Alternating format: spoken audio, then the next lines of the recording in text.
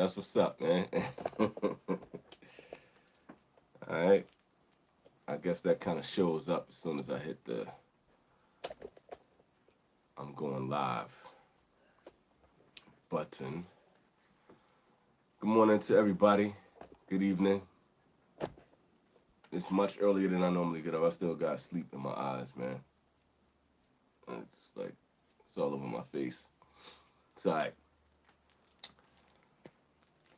We're gonna wait till people get joined in here, get the chat popping, get it going. I normally don't come on this time.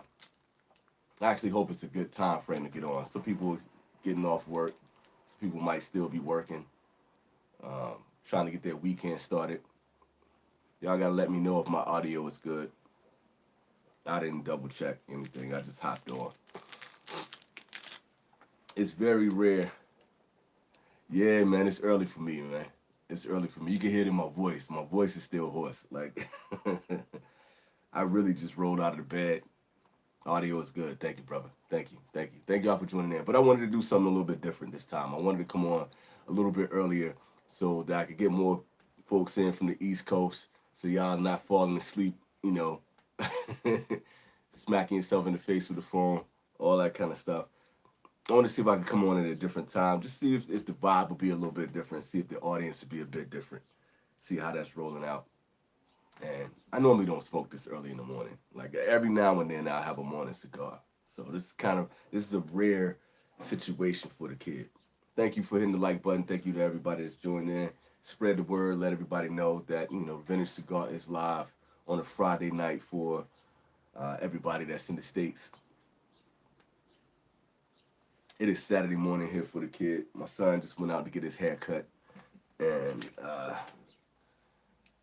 got a little bit of time to kick back. If you know, you know. Yeah, man, I've been looking for you, homie. So I was trying to, do a little bit different this time to get more people in, So we're gonna see what happens. What are y'all smoking on today? What has it been like? Hey, Mike is the homie, man. Mike is the homie, man.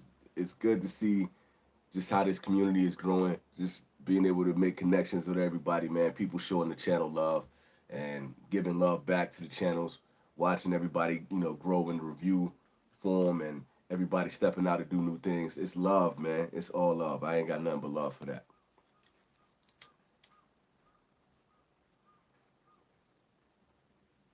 I didn't change anything, dude.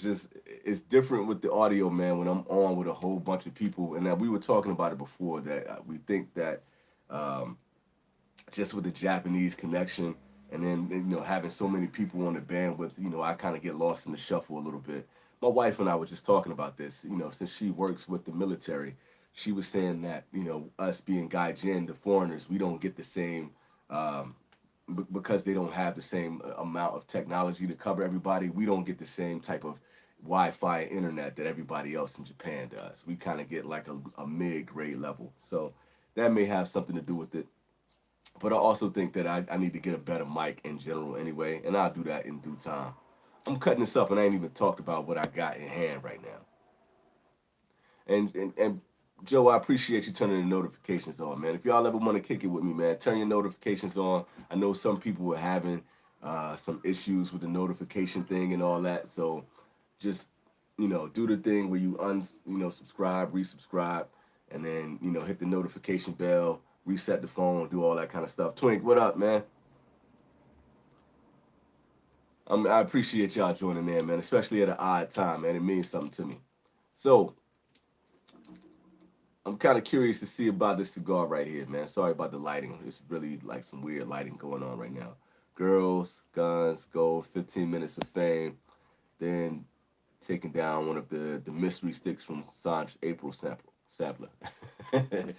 It's a mystery because he don't put a ban on the motherfuckers, man. Now that's what's up, man. It sounds pretty dope. Yeah. It sounds pretty dope. I'm seeing the 15 minutes of fame getting a lot of love right now, man. I see that making the rounds all over YouTube, Instagram, Facebook. It's making its rounds. I am gonna light up the La Union, the knockoff of the legend, This is from Tatuaje and my father, and I'm just curious about this, man. I'm just the whole thing around this cigar is like the way they were trying to do the same thing that Padron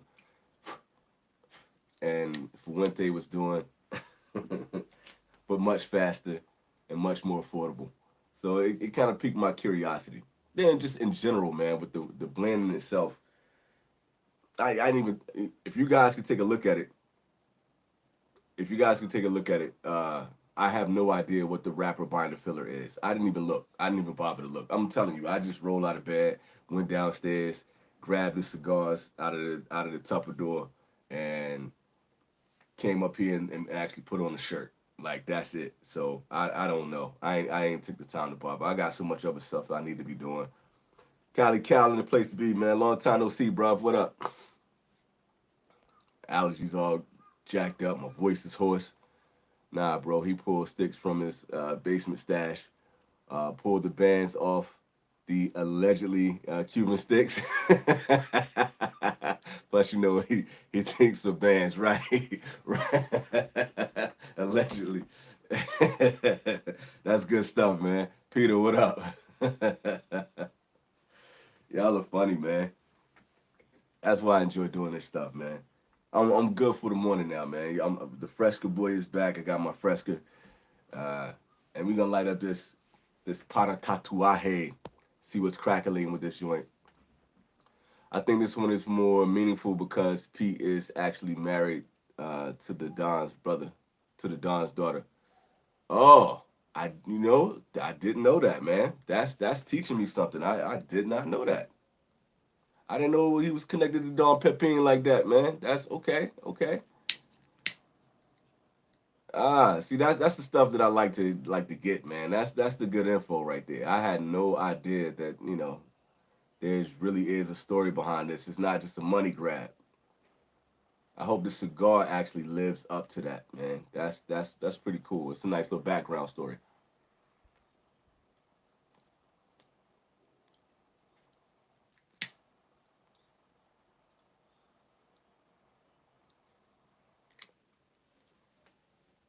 I know I'm not digging this draw. I don't like the draw. Me no likey.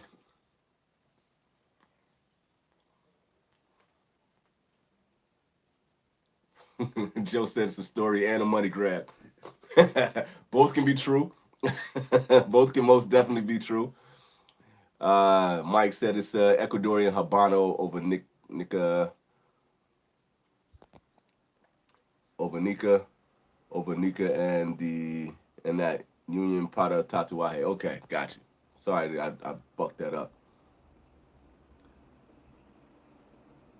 But if it's that good, who's to say what's worth what? Yeah, I know. But let's just see, man. The proof is in the cigar, right?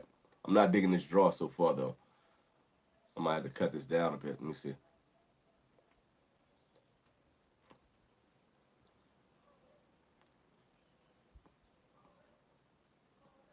That's all right. Tastes like a Tatuaje right now.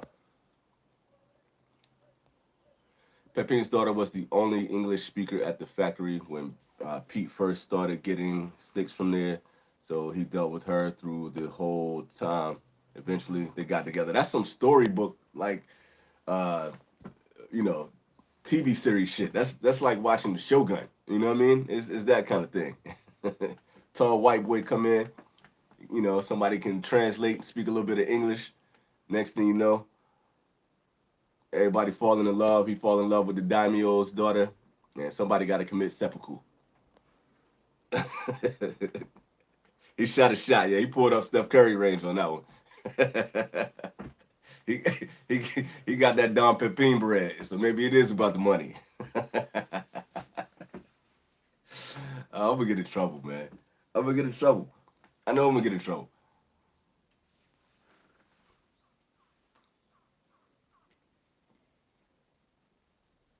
It's all good though. Eric, what up? What's going on, man? What y'all lighting up, man? Anybody really tell me what they lighting up, man? What's really cracking? I don't know how I'm feeling about this so far, man. It just seemed like a more leathery tatuaje so far. But this is a big ass cigar. I know I got a long way to go. I'm just not like hyped about it right now. We got the La Union with the My Father and Tatuaje collab. Shouts out to Roger for sending this out to me though, because I was intrigued. I can't lie like I wasn't intrigued about this. Just finished up pizza night with the fam. Oh man, that sounds love. What you put on your pizza? We got to do that. What type of pizza person are you? Where did the pizza come from? What style of pizza? What are your toppings on that? Are you deep dish? Are you New York style? Is it Italian kind of like margarita? What you doing? I'm weird. I really like shit like that. I really like to know what people do with their pizzas. That's for all of y'all, man. Keeping me entertained while I drive the truck. Hey, man, that's the goal, man. You know what? I really like the whole idea, man, of like being the cat that's in the background and just kind of keeping the truckers going across the country and everybody doing their thing and just kind of setting their vibe up, man. That's what's up, man. Because I know me, man. I'm a podcast person. I like to have something in the background, like it's a conversation going on. That keeps me awake. That keeps my brain working on different things. It keeps me flowing. So I like that, man. Y'all don't know how much that's like one of my favorite things when y'all say stuff like that. Let's see. When you done with that, check my write up on it. Okay, bet. It'll be interesting to see if we feel the same way. All right, I got you on that, Mike. I'm getting over a cold. I'm not smoking this weekend. Yeah, man. I'm sorry about that, bro. I hate that. I'm dealing with allergies year round, so I know how that feels. It kind of takes you out of the game a little bit, for sure. Oreo Tell Maduro. What you think about that Maduro, Peter M? Foundation Menelik for today. Man, you going hard today. Okay, I see how you doing. I see what it is right there. That Menelik got a little bit of a punch to it.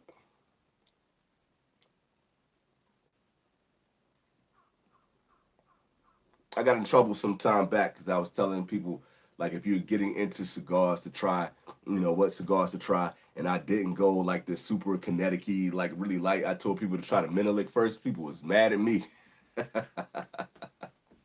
But I don't think everybody's gonna have that reaction where it's just like you can't do like stronger tobacco. I don't think everybody reacts that way. It's a good cigar. It's strong as fuck, but it's a good cigar. Having the Room 101 11th anniversary right now. Okay, you went all the way back. Got the 12th lined up. I'm really curious to see what your thoughts is if you're going through the whole line, Mike. If you're doing like 11, 12, 13, 14, all that. I'm really kind of curious to see what you're going to think. I kind of wish I had taken the time to do that too. Made myself New York style. Two daughters like cheese. My daughter's all about cheese too, man. One like pepperoni. Wife likes olives and pineapples. Yo, the wife is the wild one in the bunch, yo. She like olives and pineapples together on a pizza? Together? Together? I got pepperoni and onion. I love that, man. It's just like pizza's gotta give personality, man. The way you like your pizza is like it's a personality thing. I dig that, man. Brick oven pizza is the best. Absolutely, brick oven is the best. There's a spot in Norfolk. If I remember correct, I think it's called Brick House at Chelsea. If you guys are ever in Norfolk, it's in South Norfolk, West Norfolk, Westgate. My bad, Westgate. It's in Westgate.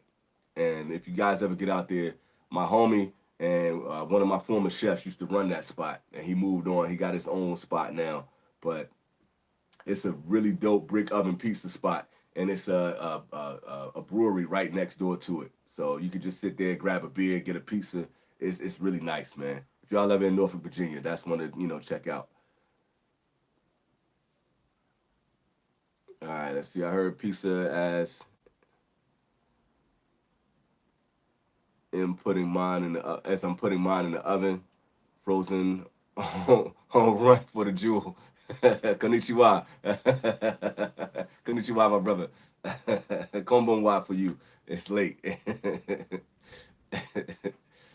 The 10 suck, the 14 is all right. Well, I can see how this is going.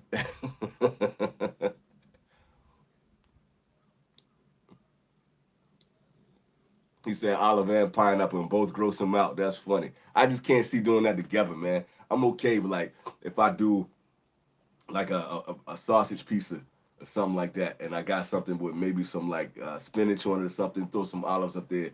That's cool. You do the everything, pizza where you got all your vegetables going, your mushrooms and the whole nine.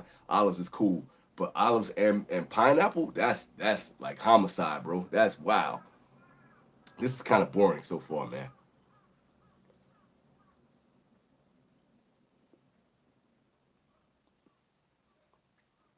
I get that habano spice going.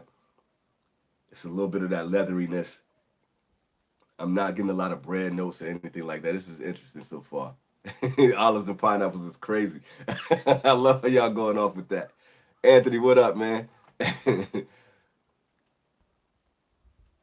Yeah, I'm on early today, man. Just finished up the Placencia Year, the Tiger Excellent Cigar. Yeah, I know some people like that one. I'm kind of over all that Zodiac stuff, man. But I'm glad you enjoyed that one, man. That's a good thing, bro. I came on early today just so I could get a different crowd, man. So thank y'all for joining in. Thank you to everybody that's hit the like button so far. And y'all keep rolling with the comments. Let's keep it going. I did a pineapple and anchovies a few weeks back, and it was fire. You were just Cal, you were just trying to be a renegade right there, man. You just trying to go against the grain to go against the grain. And nobody's mad at that, though. I get it. Pepperoni, sausage, jalapeno, and olives on a pizza with some ranch on the side. Oh, you one of those ranch people. Okay.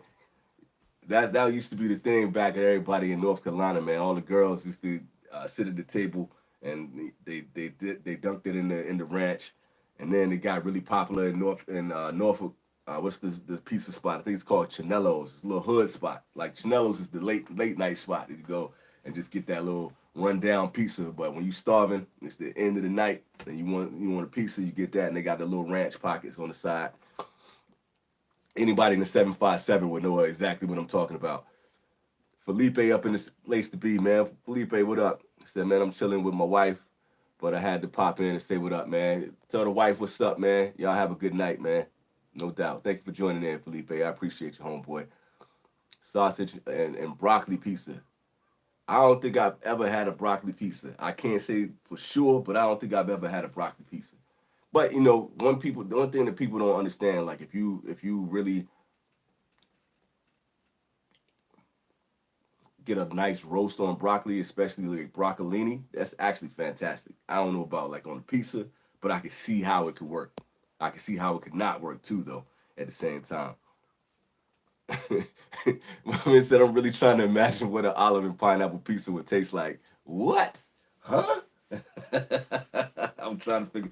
I think I got it. It might taste like this. There should never be no fruit on a pizza, and I'm not even hearing the BS that tomato is a fruit neither, but it is a fruit though. So it's a very acidic fruit. I'm enjoying this, man. Like genuinely, this is good shit right here. When am I gonna be back in Cali, man? I just left Cali not too long ago, honestly.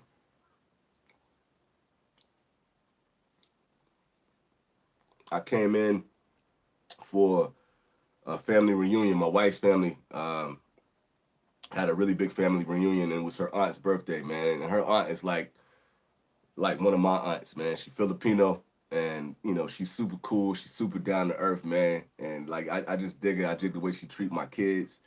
I like she's just special, So it was cool. We came in, and they got us this nice little villa spot out like just south of San Francisco.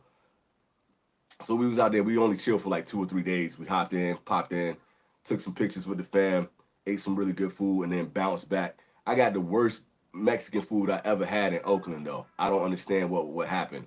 Was the place. I was in Oakland, and it was called Holy Mole. I think that's what it was called, Holy Mole. And I was so disappointed. They had a buffet too, so it was like a mole buffet. And I was thinking they was gonna get it popping in there, man. I was highly disappointed in that. But to answer the question, I don't know when I'm coming back because we just left, and we actually been trying to plan like either a trip to Texas or Chicago or back to my side of the coast to the East Coast. So we gonna see, man. You never know. Never know. double cheeseburger pizza. I like that one too. That's my thing, man. I can't eat like that all the time now. Like all the pizzas that I'm making now, like these anabolic pizzas with low fat and all that kind of stuff. You see the boy trying to get his guns back.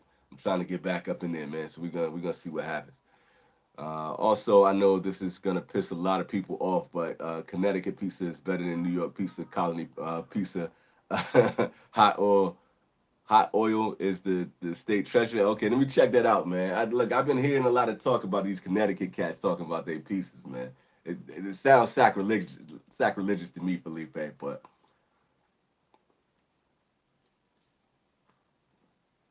I'm not gonna shoot you down until I try it. He said, Felipe, tripping. I like y'all, man. She claims it's the alternative of the olives playing off the sweetness of the pineapple. Like, yo, but like olives got that lye taste, man. It's not even really acidic. It's this like that's not I don't really see that's more contrasting than like playing off. It doesn't give you like the fatty type thing, or it doesn't give you the acidic thing. Like I don't know what she's doing with that one. That's a mean combination, bro. That's mean. He said he watching the women's hoops, South Carolina 36-0. Oh yeah, they have a 6-7 girl. Yeah. That team getting busy, man. And shouts out to the coach, man. I don't know why I can see her face and I can't think of her name right now because my brain is fried.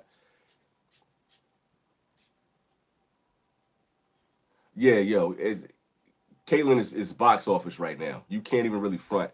And honestly, this is the best women's Final Four that I had ever seen so far. I wish I could just kick back and watch that game right now, man. This women's Final Four. Everybody that was balling out there, the teams are legit. It's really a good run right now. It's looking better than what the men had going on in the Carolina got out early anyway. So it is what it is. I ain't gonna go down that route. Felipe's tripping, yo. Everybody wilding on Felipe right now. Texas tourist in the place to be. What up, homeboy? I just subscribed to you, man, but I gotta subscribe to you on my Vintage Cigar channel, man. I did it on my personal channel.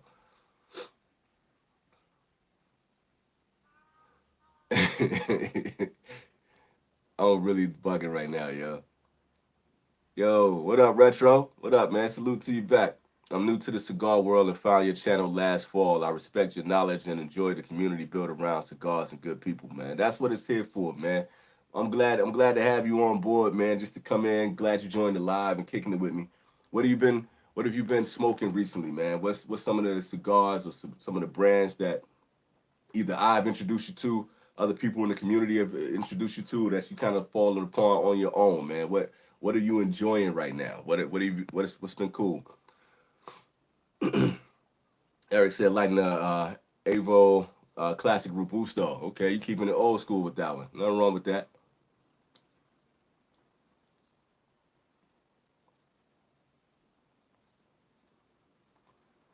This just tastes like a regular Tatuaje to me, man. I'm not even really getting like a lot of the My Father stuff in this. So I don't know, man. I'm gonna keep this thing rolling and see what we got though.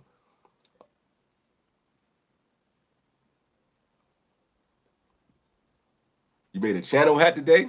You gotta show me that, man. I gotta see what's cracking with that, man. What's the cigar on the menu tonight, man? We have the La Union from My Father and Tatuaje. That's what's cracking right now, man. So they just gave me the background on this. I didn't even know this was cracking. I didn't realize that Pete married Don Pepin's daughter, like, or I don't know if they married or if they're just still in a relationship or whatever. And so it's the union. They're combining the families type thing. So I didn't know that. I didn't read up on that. I just thought this was just straight up like, hey, we're gonna do the same thing that that Fuente and Padron was doing, and that's the depth that I looked into it. Uh, thanks to Mike, he let me know that it was Ecuadorian Habano on the wrapper, Nika binder, and Nika in the filler, and that's all I really know about the cigar right now. And it tastes like a Tatuaje. That's really what I got. I got a Sobra Mesa and a Rico Parato, Habano, or Maduro. And I'm always gonna say the Sobra Mesa. So I mean, it's always smoke your best, bro. You know, that's the way you do it. Do I ever use my smoke rings from Neptune? Yeah, man. That when y'all see me in the Padron hat, y'all know I'm not the biggest Padron fan, but I like, I got this one right here from Sanj. I don't know if y'all can see that. And then, my man G sent me that Lakers hat. So I've been really digging the dad hats lately, man. So I saw that, I had some smoke rings, and that look like Matty Boy popping in the way he said Keelan like that. It is Matt. What up, Matt? And so y'all know I'm not the biggest fan of Padron, but I use my smoke rings to get that hat. I'm not paying for a Padron hat. I'll get it with my smoke rings.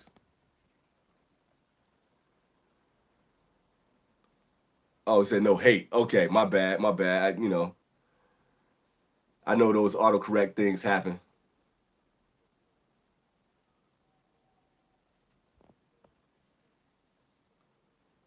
Okay, which is kind of fun. But you know what, Mike, what you're saying right there? Let me read this out real quick. And I see that you got the Alivio Milanio, dog. I ain't mad at that. It said that one was blended by my father for Tatuaje, where the other one was blended by Tatuaje for my father, which is kind of funny because all of their stuff is always made at my father's factory. But that kind of works though because it was what I was talking about with the legend the other day.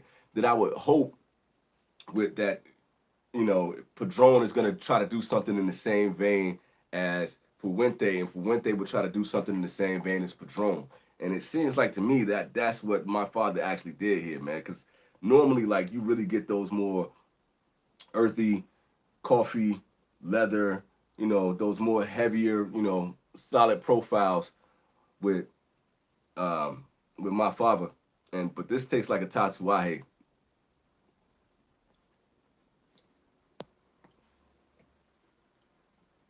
Sober May said it is, no doubt. Matty Boy in the place to be. Everybody showing love. Oh man, good luck on that one, Matt. I'm curious to see what you think about that Suma, man. I did not have fun with that at all. But your palate is more sophisticated than mine, so you might get a lot more out of it than I got. God damn, that's a god. You said the Avo is a good start. Bought a 5-pack sampler to check out the brand. That's going to be an interesting road, man. Kind of going down that the Avo line. I think the older, the further back you go, the better your experience will be. But that's my opinion. I move. What up, bro? Glad the timing worked out. I can join the live again. Hey man, I try to do something different, man, to get more people on, man. I I don't normally smoke. I'm smoking this big ass Tatsuaje first thing in the morning, man. Like it's crazy. It's like 9:30 a.m. I woke up barely an hour ago. I just rolled out of bed, grabbed everything. he said his palate is as sophisticated as a blumpkin. I don't believe that, bro.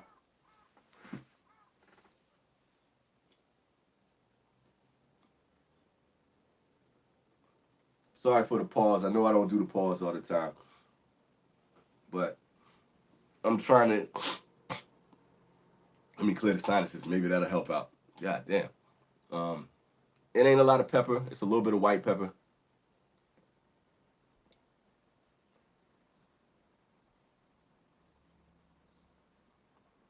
It's kind of got oak on the retro hell. It's not a lot happening, man. I've been going insane buying Lanceros lately.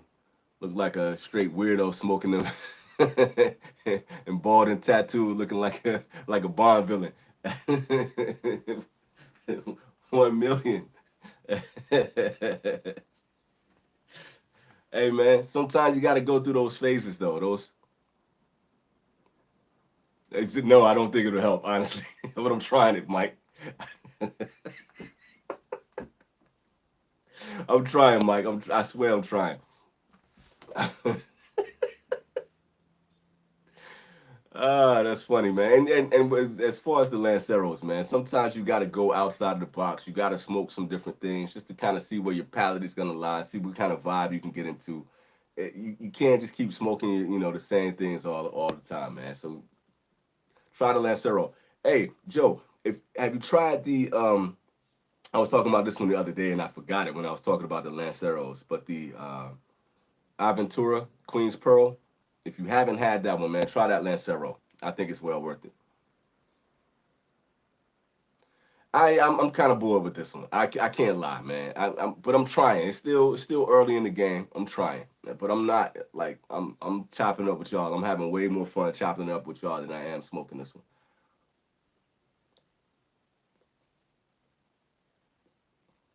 It's an absolute banger. It's an absolute banger, and and I've enjoyed it in multiple Vitolas in general, but that Lancero was the first time that a Lancero has ever had me like, ooh, I want more. I gotta have another one of these. That's the first one that really grabbed me like that. He said the tap for my father was ass. I'm being, it's not going the way I wanted it to go. It's not. It's not. I'm trying though. I'm debating on what box I'm buying next. This is Cali Cal saying this: the Menelik, Papa Saka, or Tricky Tracker. God. Mm, mm. I'm trying to work through my bias right now because my brain is always gonna go Papa Saka. That's gonna be the easiest smoke out of all of those. It's gonna be the smoothest. But if you're really going for the more full body smoke, if that's what you need, like if based on whatever you have in the humidor, whatever the last box was that you were going for, like that Menelik will probably be the one. It's probably gonna be the one that's gonna be the most different.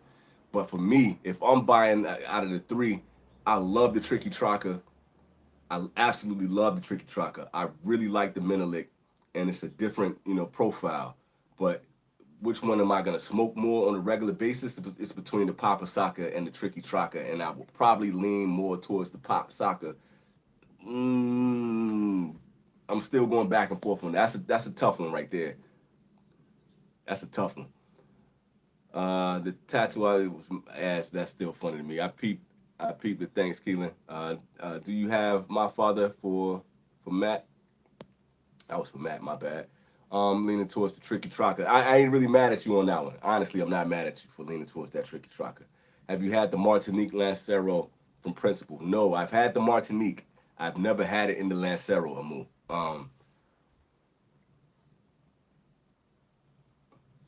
I think the size that I have for that Martinique is the Corona size. I think it's Corona.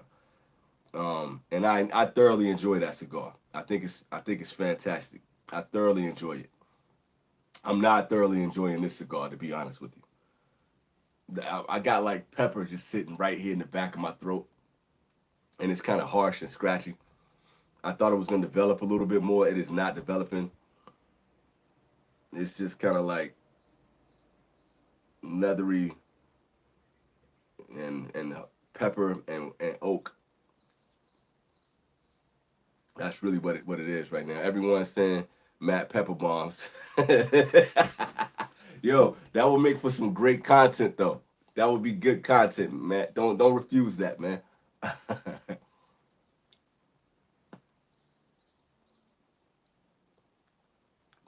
Not to get too sidetracked, I'm still gonna talk cigars and all that kind of stuff, man, and keep joking with y'all, man. I love that y'all keep this chat rolling. This is the best. But for my hip hop heads, man, what y'all thinking about this Kendrick Lamar, J. Cole thing that's going on right now? What are y'all thoughts on that? Good news is you've only got a whole Toro worth of cigar left to go. God damn it. And look how long it's taking me to get to this Toro size, man. What the fuck, yo? God. Ah. And the draw is still mid. That's the other thing. He said K Dot is about to smoke Cole's boots. We're gonna see. We're gonna see. I just heard about Diddy all late. How you just hearing about Diddy, man? Like, what are you doing, Taurus? What?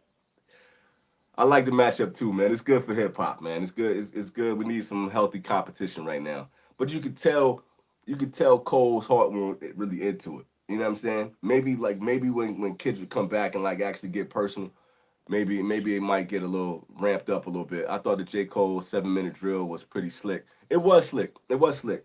But you could tell like he wasn't. He was like, yo, I ain't really trying to take shots from my brother right now. I'm almost starting to wonder if it's just for the Dreamville thing, if they just trying to gen up some hype for the Fall Off album and for Dreamville. My daughter is going to Dreamville. She in North Carolina right now. She going to the Dreamville joint tomorrow for y'all. I think it's tomorrow for y'all. All I've been hearing about is Diddy. Yeah, Diddy's been everywhere, man. But that ain't even hip hop. I don't even know what you call that. Taurus is an innocent angel. But see, all right, this is the thing, Cali Cal. This is the thing I was talking about on the internet yesterday. Everybody comparing like who's better, this, that, and the third. I think Kendrick is the most charismatic out of all of them. He's the most creative out of all of them. But he's not the best lyricist to me. Cole is the best lyricist out of all of them. And like, he can be the most boring, which is ironic that he called Kendrick's verse boring, which is really interesting. But I think as far as like Drake has a team, and Drake has the most pop sensibilities. So it's kind of interesting to see the different dynamics that's gonna go into this whole battle and all that kind of stuff. So I'm kind of curious to see where this is gonna go. Diddy is done. Diddy is cooked. That goose is cooked. That golden goose is cooked, bro. This is a wrap for Diddy.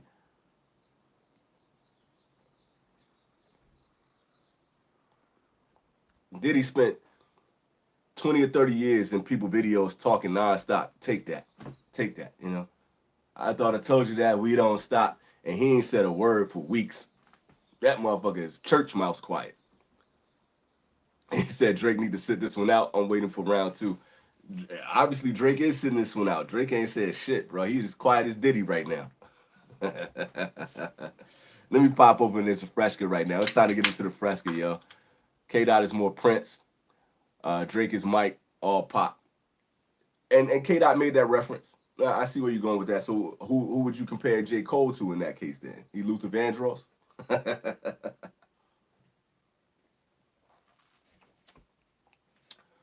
That's an interesting comparison. Cole is hip-hop. Indeed, he's hip-hop. Shouts out to North Carolina, man. It was crazy to hear somebody mention Cumberland County, you know, because we got 100 counties in North Carolina. And when everybody think about North Carolina hip-hop, you know, the first thing they think about is fucking Petey Pablo. And I hate it. I can't stand it. It bothers me to no end when we got rappers like, you know, we got Fonte, we got J. Cole, we got real rappers out there. What up, Keelan? Jump right into the smoke and hip hop. Love it. No doubt, man. That's what we do. You know how we do here. Shouts out to you, M. The battle just got started. You already bored? Ain't nothing really happened yet. It just got started. How you bored already, man? Kendrick can make better albums, but Cole is the better bar for bar. Exactly. That is true. And this is what I was saying. My main thing that I took away from J. Cole's side of it was when he was talking about, you can see how bored I am with this cigar. I'm going hard on this hip hop topic right now. I'm bored as fuck with this. Anyway, when J. Cole was saying how like Kendrick's first album, technically his first album, Good Kid, Mad City, was a classic. I absolutely agree. I love that album. If you guys aren't into hip hop, I do recommend that you guys get Good Kid, Mad City. I don't care what kind of music you listen to. I think you can appreciate Good Kid, Mad City. It's just it's a phenomenal album. It's a brilliant concept album.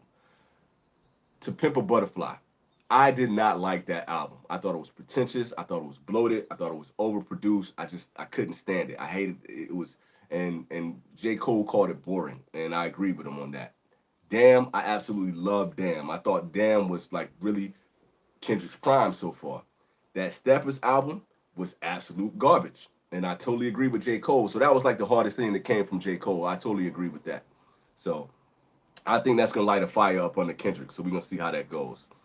It was interesting that Cole went at Kendrick lack of music over the years. I mean, that's a good point. Jay-Z did the same thing with Nas. You see how he connected that with Ether. That was a good little bar. That was good. Appreciated that. I know what you meant. I got you.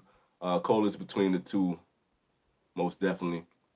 When I think of North Carolina, I think of Mike from the Wood. Dude, that movie was my life. Honestly, like just the way they played that out. It just kind of how some things went, the awkwardness. My son dances exactly like Mike from that movie, man, which is absolutely hilarious, man. The only thing that pissed me off though is that whack ass North Carolina accent that Mike had, man. Yo, we didn't. That's not how we talk in North Carolina, yo. That accent was some old like Southern Belle accent. Like, yo, that's not how our accent is. I know I don't have a Southern accent. I'm well aware of that. I listened to way too much hip hop as a kid. But even still, like the country folk back home, we still ain't talk like that. And that bothered me, man. Cole also did the beat for High Power. I know, man, and that's such a good beat too. And they so you can tell they didn't really want to go with each other, man. They not really saying anything. It's just getting started, man. It's just getting started. Let them cook, Twink. Let them cook. Everybody want ether and the bridge is over right now, man. We ain't there yet. Take some time to get the beef cooking like that. Jermaine Dupri holding it down. What?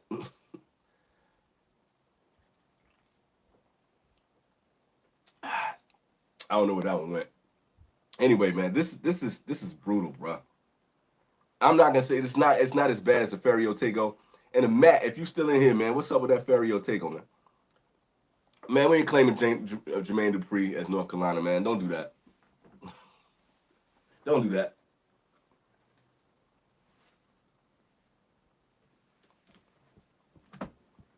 He don't even claim North Carolina, man. That's like when you know cats be claiming Teddy Riley in Virginia. It's the same thing. If anyone has seen Office Space, that movie is the most accurate portrayal of life in Dallas in the suburbs ever made. I could see that, and I could totally see that. I could totally see that, and I love movies. I love movies when they do that, when they can actually capture what it feels like to live in a certain place. Like Lady Bird captured, you know, Sacramento. My wife from Sac. I love when movies can actually get that vibe. And I could be honest with you, I know it'll never happen, but I actually had a dream of making a coming of age story about the stuff that I did and what it was like living and growing up in North Carolina, especially in the 80s and 90s. I really want to tell that story, man, because I don't think people really got an understanding of what it's really like living in North Carolina, man. It's a whole different thing.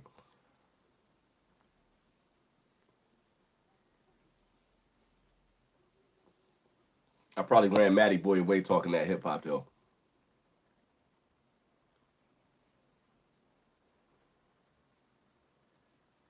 Yeah, I know that's what's kind of strange about this one, man. And when I'm listening to everything, you know, that they talking about behind the scenes with J. Cole, with Kendrick and Drake, with them having a personal relationship, and they making it seem like, you know, that uh what's your boy Kendrick is the one that's kind of off. Like he's the one that's kind of being the more, you know, less authentic out of the three, which I find fascinating. So that's the stuff that I want to see that's gonna come out in the wash. All right, welcome back, Taurus. Got a smoke and a drink. What you grab, man? You grab that Sober Mesa? What kind of drink did you grab? I tell you what, this Fresca is way better than this Tatuaje. Sober Mesa and Woodford Bourbon. All right, sound like a good combo to me, Jack.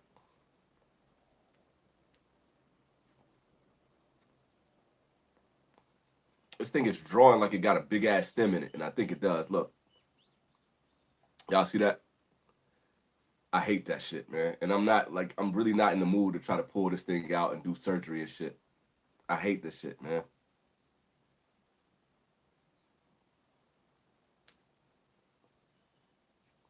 Fuck this shit.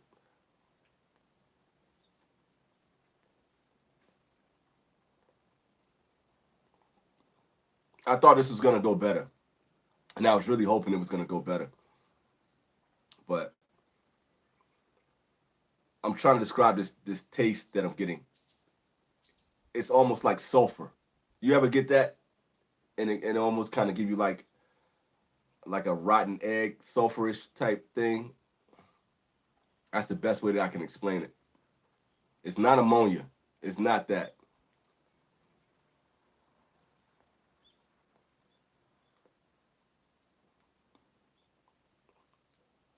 I'm kind of hit or miss with Tatuaje too, Cali Cal. He has some really good stuff, man. Like the Red Band, the Black Label, um, like some of the stuff from Monster. The face was phenomenal, you know. But sometimes it can get kind of like run of the mill and get and that's this is like a run of the mill kind of Tatuaje. So it is kind of bothering me a little bit. I can't front, dog. It's kind of bothering me a little bit. He said Drake is corny. Uh, Incident Daywalker. He has survived moments that would make other rappers just turn to dust and blow away. Well, here's the thing: he's surviving like that because he has such, and we're talking about Drake now. He's surviving like that because he has such a great track record for making pop hits. It's one of those things like when he's so far on the top like that, it's hard to knock him down just because he can always relay on the money and the success that he has. But as far as being an MC with finding out that he got ghostwriters and stuff like that, it's amazing that he survived that one. Common roasted his ass. He never got back at Common. Joe Button roasted his ass. He never got back at Joe Button. Kendrick, he's running from Kendrick right now, and we all know what Pusha T did to him. So it's amazing that he survived all of that kind of stuff. And I think that little bit of a win that he got with Meek Mills that kind of kept him afloat a little bit, but it is what it is, man. Cole told Dre about Kendrick back in the day, correct?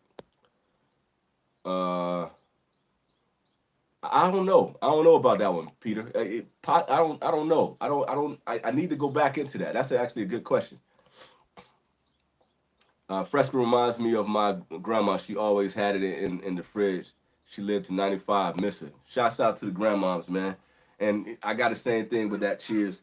My grandmother drank Dr. Pepper. So whenever I drink Dr. Pepper, I think about my grandmother too. So I can feel that. And I wish she had known about Fresca, man, because she was diabetic. So this would have been great for her, man. My cousin is diabetic, put me on the Fresca.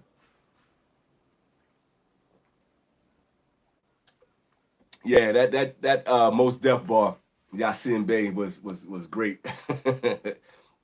Between Common calling him Canada Dry and Mo saying that his music sounds great and Target was phenomenal. That was good shit. But I miss Common and I miss Common and Most Def too, man. They ain't really been putting out good stuff in a while. If you know, said Push gets a lot of hate, but he's one of my favorites. He was one of Drake's favorites too, so that's not uncommon, man. I'm glad he went at Drake. He ate Drake alive, yo, and that was beautiful. Shouts out to Virginia, man. 2 up, 2 down. I have a box of the Tat Skinny Monsters, the Tiff. I'm hoping that will chill them out. They are rough. Really, see, I haven't had that one. I haven't had a lot of the Monsters.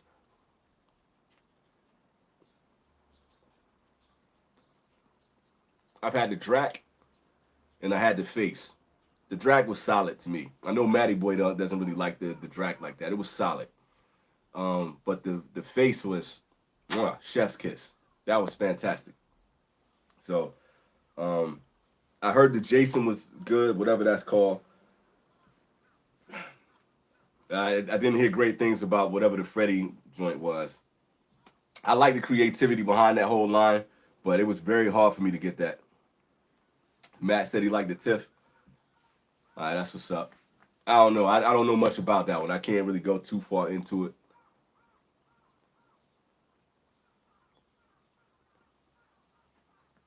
There was a couple. Yeah, I mean, I'm trying to think. I feel like it's another Tatuaje that I'm missing that I like. I know I'm struggling with this, man.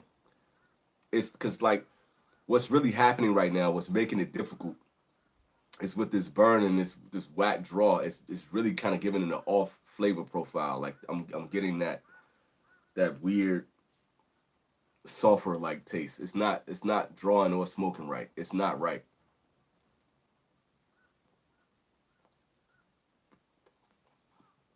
Mike said, I happened to across a box of the whole Skinny Monsters lineup from 2020 or 2021 in a random shop. Scooped them up. That was a smart move. That's crazy when you can just find something randomly in the shop like that. Somebody still has it in their humidor and it never got bought up. That's a good find. And that's something good to just go through and smoke just to see how that works. Yeah, that Sober Mesa is absolutely love, man. You know, you really can't be mad at that, man. That's such a good cigar. Speaking of push, I can't stop listening to the new song with Ray Vaughn, Phenomenal. I don't even think I checked that one yet, man. So if you think about it, man, shoot me a message, because I want to hear that. I don't think I know that one off the top.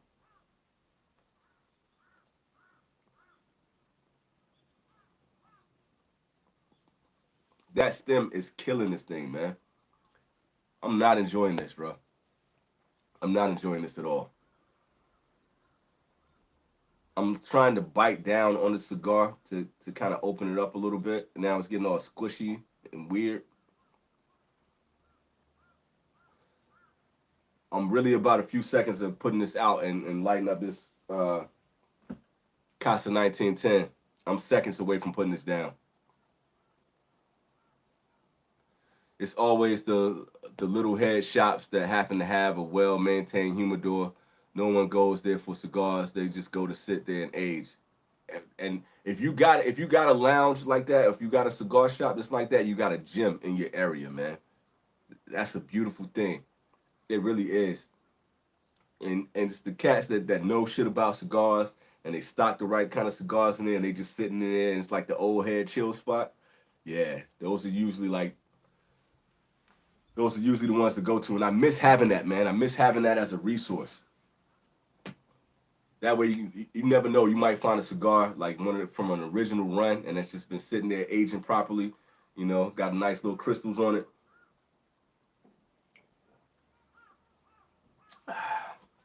I miss that, man. I'm jealous that you got that. Time to set it down and smoke your best. Yo, M, I think you're right. I'm struggling, man. I'm trying to get through this. Bro, that cigar doesn't get any better. Even if it was burning right, give it up.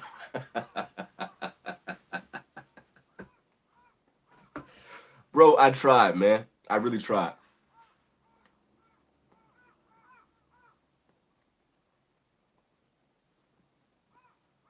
It is actually getting worse as it's going along, too. Ugh. Gotta bounce, y'all. Cali Cal, man, thank you for joining in with the homie, man. I appreciate you. It's good to see you, homie. It really is. All right, let's do that. I'm really not one for. I don't know how about you. I don't know about y'all, but if I'm not really enjoying the cigars, like, what's the point of really fighting through it? So let me put this out real quick, man. I'm going right here. God damn.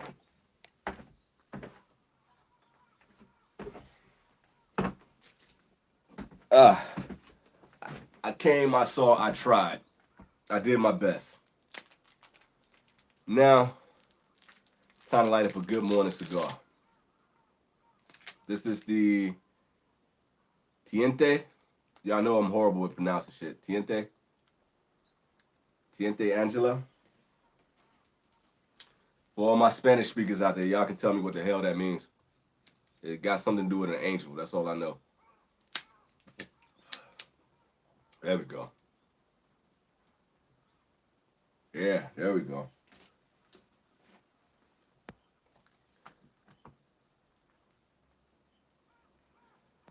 Texas says nobody carries 1910 here in San Antonio anymore.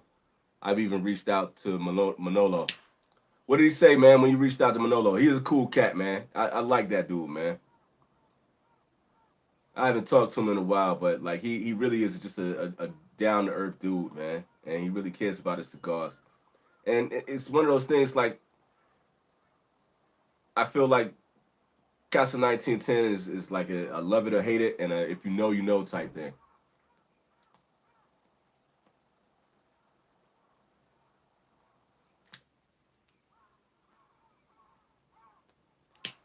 It's nice to have a real draw.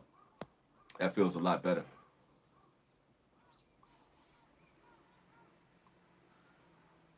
Hey, bro, sometimes, like, I can't. I feel you, E. He said he almost always has to smoke the whole thing just to do it. And I think if the draw was better, I probably could have got through it. But if I got to fight with my draw and feel like I need to do surgery on the cigar, I got to let it go.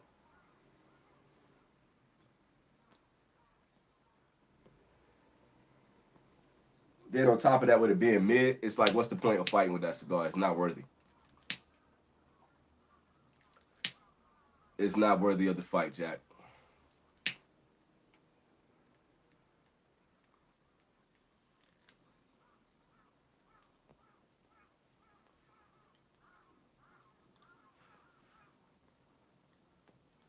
The Cuchillo is my favorite, man. That's the one I like the most.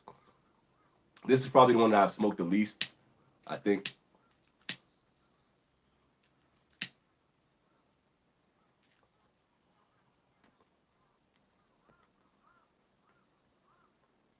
Mm, that's a nice smoke body. That's a nice smoke body right there. No, I do really dig Casa 1910, man. And like for me, this is much better to smoke in the morning. It has like it's a lot lighter, it's a lot smoother. That Tatuaje was rough on the back of the throat, man. It was really aggressive.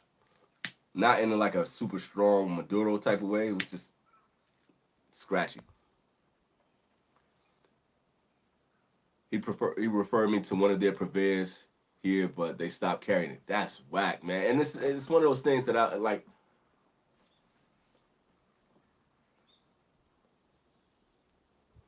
I wish Manolo went harder, like promoting his cigars. I mean, just the fact that it's Mexican tobacco and it has a different, flavor profile. He has the mild for people. He has something with some medium body that he should have put it out there a little bit more.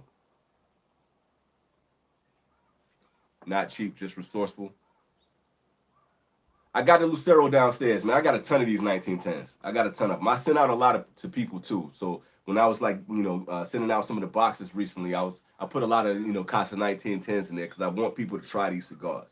I really enjoy them. I like getting a nice tea note. I like herbal, earthy notes as well too, and he does that really well. Work, what up, man? You ain't too late. The only thing that you really missed was I had the La Union. And I apparently I had the one that was made by my father to kind of represent Tatuaje, and it sucked. I did not enjoy it at all. Um, that's it. So I just lit up this Casa 1910. That's been the transition. We talked a little bit of hip hop, man. We talked a little bit about the J. Cole beef and J. Cole and Kendrick and Drake. Had a little bit of fun with that. We talked about what we liked on our pizzas. That was fun. Nice little free flowing conversation. You know how we do when we smoke our best cigars, or when we smoke our worst cigars, we just put them out and get the best. That's really it. They were actually selling the 1910 by the box only and 50% off. I mean, and that's a good thing, selling them at 50% off. I get that, and they were probably just trying to liquidate at that point. But I mean, sometimes you got to give them, the one by one, man, so people can smoke them and actually get a feel for the cigar.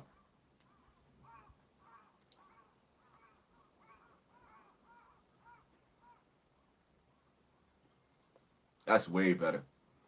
That's way better. Oh, that's nice.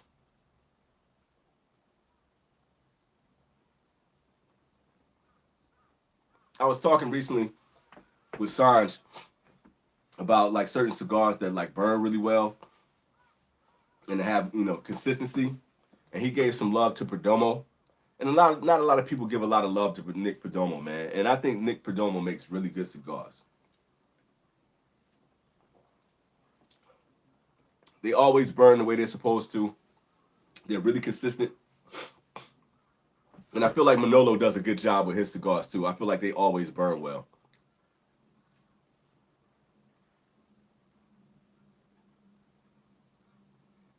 I feel like if you're gonna smoke early in the morning or midday and you want something that's gonna be light and clean, Perdomo is always good.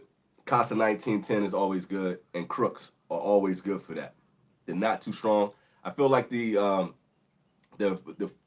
20 acre farm is really good to smoke, early, and to have a nice clean smoke profile.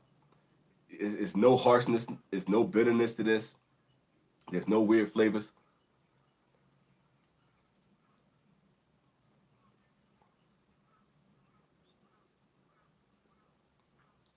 I think you should get the sun grown. You should get the champagne, the 10th anniversary Maduro. They're all really good to me, man. So Joe was saying the 30th was a banger. I haven't had the 30th yet, man. I know the 30th has been getting mixed reviews from what I've heard. I want to try it for myself because I like Perdomo, but I haven't had that one yet. But everything else I had, just from his standard line to the 10th anniversary line, 20th, they've all been good to me, and I love the consistency from his line. Is sun grown is going to give you nice caramel, nice nutty flavors the way that it's supposed to. The Connecticut is smooth and it's sweet. It's really good. That Maduro is sweet and decadent. They're good cigars, man. They're good cigars, and I'm glad that Sanj gave him the love that he deserved, man. A lot of people kind of, you know, I don't know. Maybe it's because of Nick himself. He seems to be a down to earth dude. Everybody says that he's cool, but I don't know. He got that old head personality, so I think people kind of think he's a little bit cringe. I don't know what it is, man. The people they treat him like a stepchild. Hey, Tarsh, you got to give it up with those Deadwoods, man. You got to let that shit go, bro. People ain't fucking with those, man. Joe said I never had a bad Perdomo, but I've never also had an absolutely amazing Perdomo. I could give you that. I think the closest one that came to amazing to me was the 10th anniversary Maduro. Y'all know I hate spitting on camera, man. Sorry about that. My sinuses are opening up. They like this cigar a lot better. But yeah, but I'm okay. Like, you don't always have to have like an amazing cigar.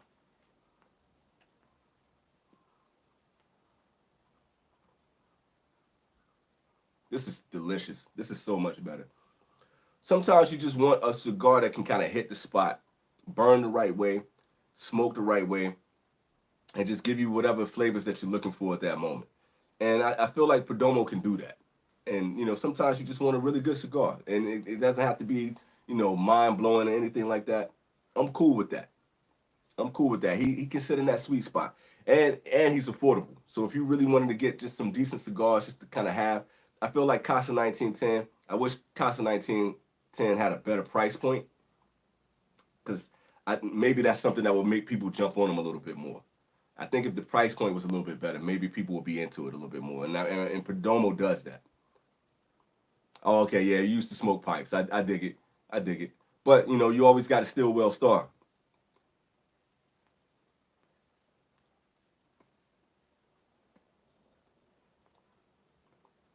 Said I'm 37, and this is if you know, you know. And the last 2 times I bought alcohol, I was carded. Feels great. Yeah, that's a good feeling, man. That's a good feeling. I'm gonna go back to that. I'm gonna go back to that point. I got a funny story that happened with that. So this Avo Classic has been nice intro to the brand. I can't wait to see your journey with Avo, man. I'm kind of curious to see how that's gonna go. Looking forward to the other 3. Yeah, man, you got a good buy with that one. I kind of shy away from Perdomo. From Perdomo, never had one of the Maduros. I think you should go out and try it, man. This is my recommendation. Osusume. I'm recommending that one to you. I think you should try it just to see what you think. As a current pipe smoker, I gotta say I'll go with the Stillwell Stars. See? Yeah, I rock with the Stillwells, man. So back when I lived in Norfolk,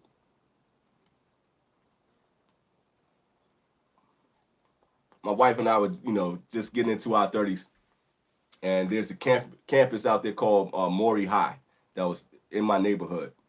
And if you guys know basketball, Joe Smith that played in the NBA, he went to Maury, and he a Virginia dude too. So we walking through the schoolyard. My wife had just gotten off work, so she in her work clothes. She got her dress shoes on. She got, like, you know, casual attire. She got her hair up in a bun, and she wear these big glasses, so she looked like a librarian.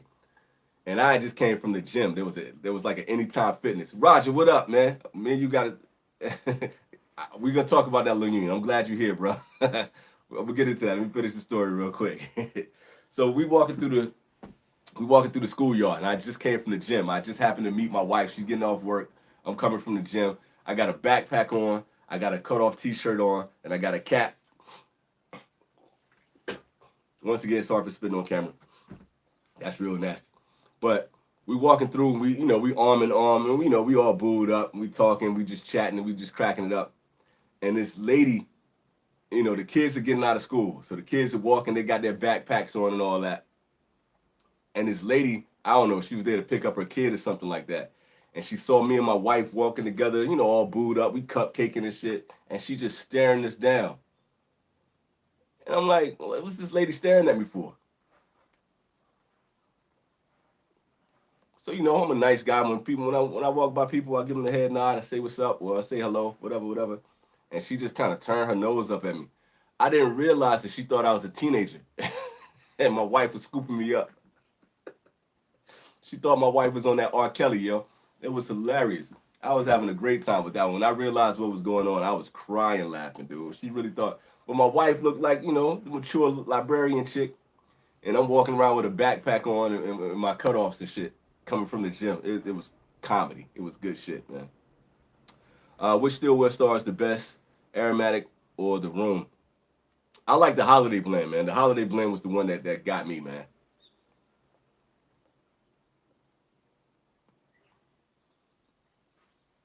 Oh, it's a nice little smoke ring. So Roger, this union, man. First of all, I'm grateful that you sent it out to me, and I'm grateful that you gave me a chance to actually enjoy that cigar. But that cigar was not hitting, bro. It was not hitting. It won't hit. Too scratchy with the peppers. Like there was a stem in that motherfucker. It wasn't drawing right. It was leathery and just kind of mid. It was just bland. It just wasn't. It wasn't the one, man. I tried. Said holiday 22 regular production come May. Oh, word. I'm glad he's doing the 22 too. That's what's up.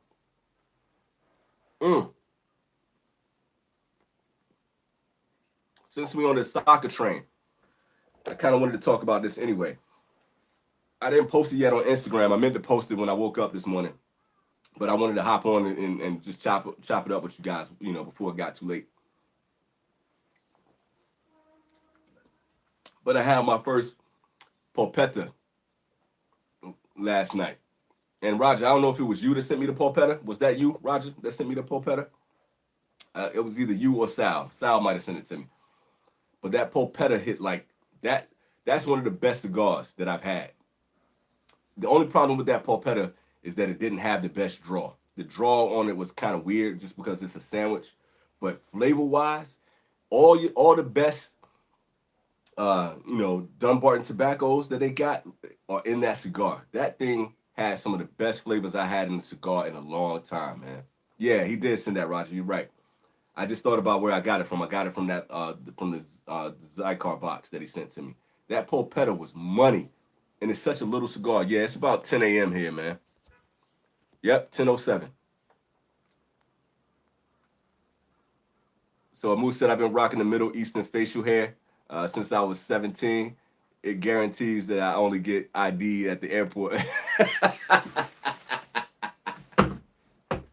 That's good, bro. You definitely getting ID'd at the airport, yo. That's good shit, yo. What up, Ben? Nah, don't apologize for being late, man. We still rolling, man. We still smoking our best right now. It's all good.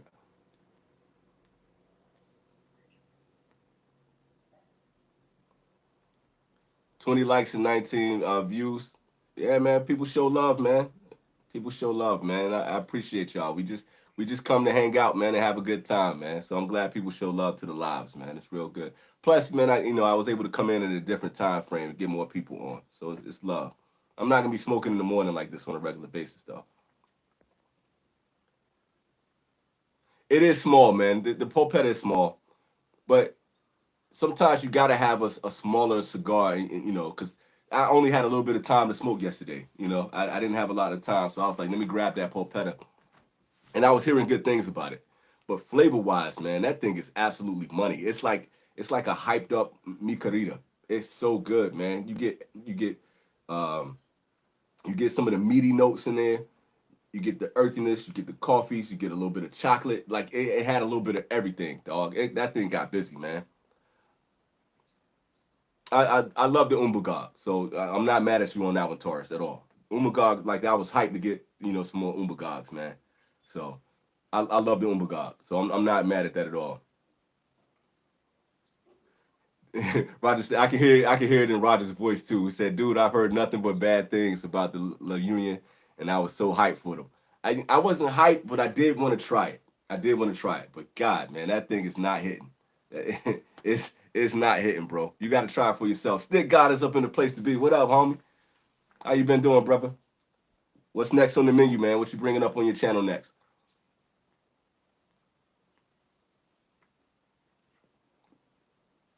I love that y'all come in here and vibe and chop it up together, man. This is so cool to me. Hector, what up?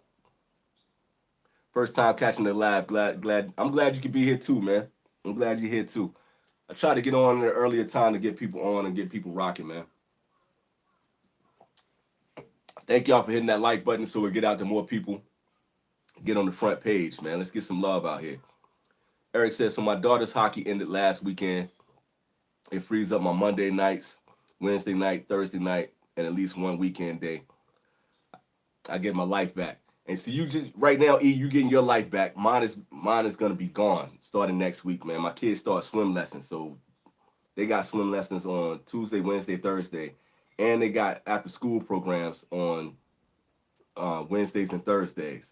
So I'm literally gonna have to like rush down there, scoop them up from school, rush across to the base, get them to swim lessons, and one of those days on the swim lessons, they also have like a after school performance that they've been practicing for. So it's like a play or something. So next week is gonna kick my ass, bro. Yeah, Matty Boy was been up in here too. He was up in here. I don't know if he's still here though.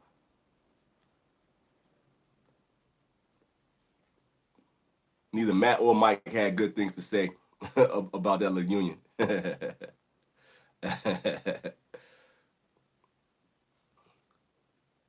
Probably gonna smoke 1 to 2 times a week now. Yeah, man. I don't know, man. I've been kind of ramping up, man, because my curiosity for cigars have been at a peak, especially since I just kind of had time to kind of chill for myself. But my schedule right now has been crazy, man. Trying to get stuff taken care of for the wife, cars, taxes, got all that stuff that we got to do, and then the kids are getting into all their programs. And I got to study for Japanese, man. I got my ass kicked the other day in Japanese class, man, and that did not feel good at all. That sucked balls, man. So my schedule was crazy right now, and I still got to get these boxes out to some people. I got Peter M. I got to get his box out. I got to get a box of Muestra de Sakas out to Matt, and then everybody recently has just sent me a whole bunch of cigars, so I got to start putting that together. So I got a lot going on, man, and I'm not even like I haven't even been working on my own projects. Everything that I've been working on has been in my head right now.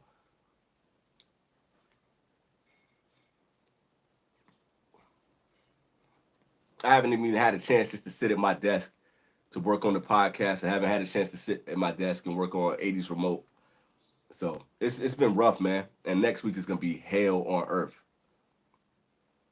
Said he editing right now, PCA interviews and goodies. I can't wait to see the interviews, man. You was rubbing shoulders and shaking hands with a lot of people, fam. So that's good, man. I can't wait to see how that goes, man.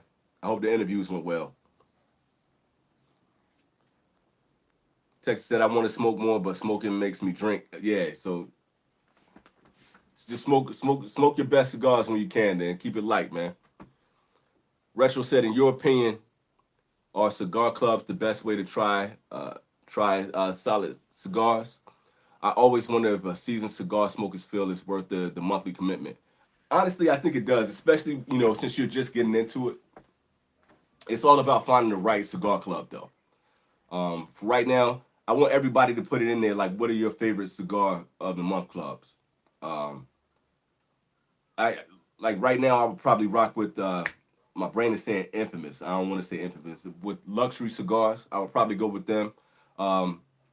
Black Box Cigar Club has some really cool stuff that's going to be a little bit more underground. That's a really good monthly club to go with. Smoke In has a good one. Y'all throw in some more. Y'all throw in some more of the cigar of the month clubs. I think it's good because you get a variety. Every now and then you can find a really good price range every month, and that way you can try some of the newer stuff that's coming out, and they will give you some of the classic stuff, and then that way you kind of see some cigars that you never even thought about trying. I think it's a good way to kind of develop your palate, and then to kind of figure out how you want to set up and get your own. And then it's like another good thing to do is just to go to some of the better websites. Go to like Fox Cigars, go to Neptune, um, go to Smoke In and get some of their samplers. And that way, if you're getting their samplers, you can kind of sample brands and you can kind of sample some of the mixed up ones. That's a good way to do it. And try some of the brands you're not familiar with. Go with Cavalier, Kasa 1910, um, Principle, Definition. Try some of Sargent stuff. Try some of the cigar brands that are not going to be just all the heritage brands and the well-known brands. We was talking about Perdomo earlier. I would go get some of the Perdomos. Try the Flor Dominicana. Try 1502. Just get out there and try some of the other brands that are out there that you don't necessarily hear about on a regular basis.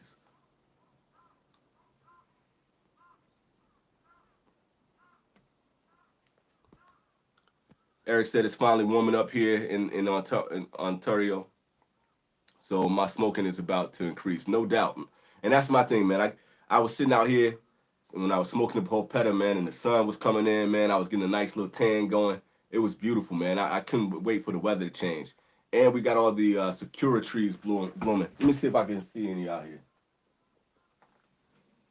Nah, I can't see any from where I am right now. I was gonna show y'all, but it's beautiful out here, man, because we got the cherry blossoms, coming out. I can't wait for the weather to change. Crown heads, indeed. You definitely want to get on crown heads for sure.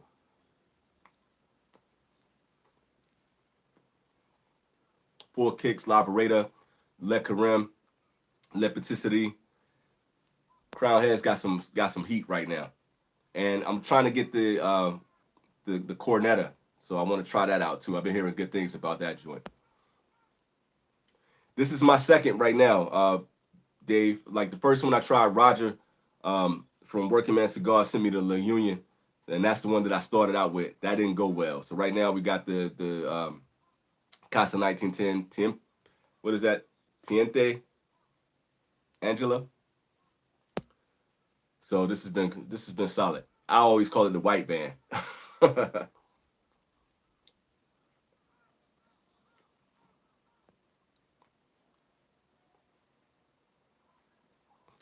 So Kane said, don't get caught up in the cigar club selling rare or limited cigars. Not that there's anything wrong with that, but you will end up missing the gems that are on the shelves every day. That's a good point. But it's still good to get a variety though. But I feel like it's a good thing when you're going out there, when you got a cigar club coming in, and then you kind of going out there and trying to figure out, like, picking what one cigar, two cigars from a line that you want to smoke and try out. It's good to get yourself started, to get rolling. That Mil Diaz Maduro is money. I almost grabbed that one, M, to light up today, but I wanted to try that La Union first, and I felt like the Mil Diaz Maduro was going to be better for later on in the day. It's 10 o'clock in the morning here, man. I didn't want to smoke that cigar this early. There are a lot of classic brands out there. That's why I was trying to throw out some, cigar brands that he could just go out there and find and get his hands on. I think once he gets into like Cavalier, once he gets into Casa 1910, he can find some really good flavorful cigars. Mess around with Hoya de Nicaragua. Get into some of Drew Estate stuff, man. It's so much out there to really kind of dabble and just to see what's working. Babe said I smoked the Plasencia 149 last night. That draw was smooth. I love that cigar, man, and it's Honduran too. I absolutely love that cigar. I think Roger hit me with the 151. I can't wait to try that one. But that's, once again, I didn't want to smoke that one early in the day either. But that's one that I want to sit back and enjoy. No doubt, man. That's look. That's what the vintage cigar is about, man. That's what I'm here for. My whole thing was to be able to chop it up with y'all, give my input on the cigars, kind of lead people to find their own path with their palate, so we can sit back, enjoy cigars, and talk like good fellas, and just really enjoy this whole culture, man. That's what this whole thing is, man. So that's what I'm here for. If you ever got any kind of questions, if anything come up, my inbox is always open. Everybody in here that's in this chat can tell you that I'm gonna chop it up with you, and I'm gonna do my best to give you some feedback, and I give you my honest opinion. But you can't go based solely on my opinion, man. You're not gonna know what's really cracking until you actually sit back and smoke the cigar for yourself. Yeah, that LCC is legit too. Sometimes your neighborhood brick and mortar will have a sampler or two that will be put together. No doubt, man. And I miss having that, man. I miss being able to just go into a good lounge and just go into the humidor and just grab whatever they got available at the time. And if you got like some good customer service in your brick and mortar spot, it's the best when they don't have an attitude and they're not. This is such a really smooth cigar, man. This is really good. And when they're not trying to sell you on whatever their house blend is, they're really trying to give you some really good, advice on cigars. They're trying to see, if you're new, what your palate is like, what you normally smoke, and then they can say, oh, if you normally like this, you can try this one. I miss having that, man. That's a great resource to have. He said, hit up, should I smoke this? Rob makes a dope brand sampler. I ain't even really checked out his samplers on that, so that's good feedback right there too. It makes sense that Roger put you onto that for sure, and that's what I love, man. I love the fact that we got you got Master Your Ash, you got Cigar Alchemist, you got Stick God Travels, you got Roger, Working Man Cigars. Now you got Mike in the game, Cigar Carpenter. You got a lot of different perspectives on cigars, people with really good palates, and just really down to earth people, man. And it makes this community grow. It's really a beautiful thing right now, man.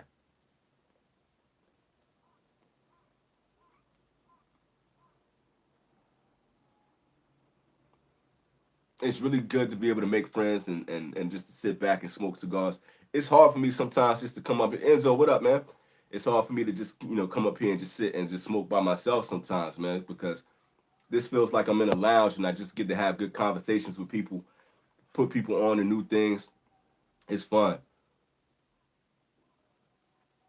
So Roger was saying he loves luxury. I buy a 5 pack. I want to get from them with the discount. So, and that's my thing too. Like I'm not really big on buying boxes. I would rather either buy singles, buy a sampler pack, and I've been smoking for a while now, or just kind of get in like a good five spot of some cigars that I can kind of kick back with, so I'm not just like beholden to a box of just certain cigars. Enzo said 24 viewers and 30 likes. That's just how good these lives be, man. Hey, man, it can't be this good without y'all. Y'all come in here, y'all help with the conversation, and everybody coming in and chill. Ain't nobody being negative, talking down on each other. We talked about everything from hip hop to pizza to cigars. It's a beautiful thing, man. That's why I love doing this with y'all. And thanks to everybody that's hit that like button, man. We had superstars coming through here so far. It's a good vibe, man. Everybody learning and growing, giving great feedback, people chatting amongst themselves. M said it's over an hour to my closest B&M. Damn, that sucks, bro. Mine is 2 hours away.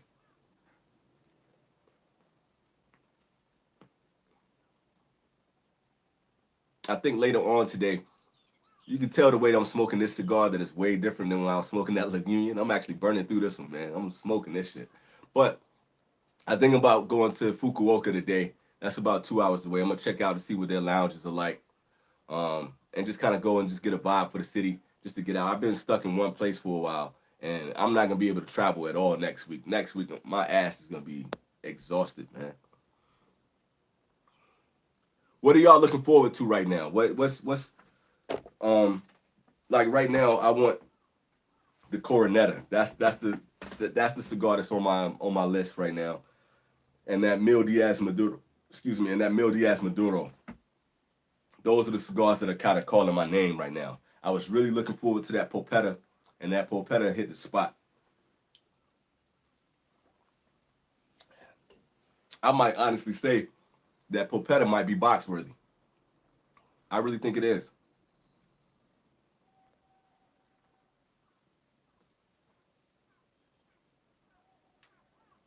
To be able to do a Cuban sandwich like that and then get so much flavor, and the way that the cigar smoked, I'm gonna put the pictures up after on Instagram right after I do this. That thing, like the ash held on like really well, and it's a Cuban sandwich. The only downside, like I didn't like the draw, but it wasn't horrible. It wasn't like I couldn't smoke it. It wasn't like that La Union. It wasn't like that. It just kind of had a wonky draw, but the burn line on it was phenomenal. The ash held on, and that thing was flavorful all the way down to the nub. That's a good thing, and it's good to have a short smoke. But it really wasn't the shortest smoke, man. Maybe it went like 45, 50 minutes, and I was kind of taking my time with it. But the fact that it was a slow burn, it was really cool, man. I said I want to try the McAuliffe Blue. I love the black. The black I enjoyed. I just had the black the other day, Def, and that was good. So I don't have the blue. I've heard good things about the blue, but it's worth the try. But I'm hearing like the black is like the pinnacle. So it might not live up to the black, but you know, give it some time. Keith, what up, man? Joe said I'm copping all the Sarge releases this year. Hasn't missed yet. Yo, Sarge is absolutely on fire. Sarge is on fire. He is killing it right now.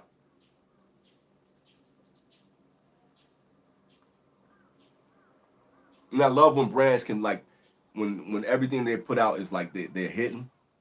Like the only thing that I haven't really enjoyed from Saka was the Wagashi, and I'm gonna give that another try. I'm gonna try that again. Like my expectations are different for that cigar right now, so I'm gonna give that a try. Um, Manilo kind of let me down a little bit with the Metepa. Wasn't really feeling that joint like that. I know he rebranded. I can't think of what the new name is on that one, but I wasn't really feeling that like that. But everything else has been hitting. Cavalier's been hitting and knocking it out of the park. Principal has been knocking it out of the park. When it comes to definition, I wasn't really feeling the Gem 14, and I know that's his baby, but I wasn't really feeling that cigar. But everything that every other cigar that I've had has been phenomenal. So that's been love. Hey, Stick, hit me up, man. Hit me in my DM, man. I'll send everything to you. I appreciate you, and I'll put you on the list too, man. I want to send some stuff out to you too. Appreciate the love and the thought, man. It means a lot. Need to try the M84 and the new Undercrown. What's the new Undercrown? I'm not really familiar with that. I like Undercrown. I like the standards. That 10th that I had was okay. The Undercrown 10 was money, but that the one that they did, I don't know if it was with Cigar Dojo. It was with somebody like that they did like a collab with it that was in a Bellicoso. It was solid, but it wasn't great. But I do like the Undercrown line, so I get down with that. Retro said I recently tried the SP 1014 Black and the Red. Both lived up to the hype. They are good cigars, man. Sanj is getting busy, bro. You're getting busy. Kumbunwa, man. Good evening to you, man. Good evening from New York. Shouts out to New York. Yo, you feel that earthquake, man?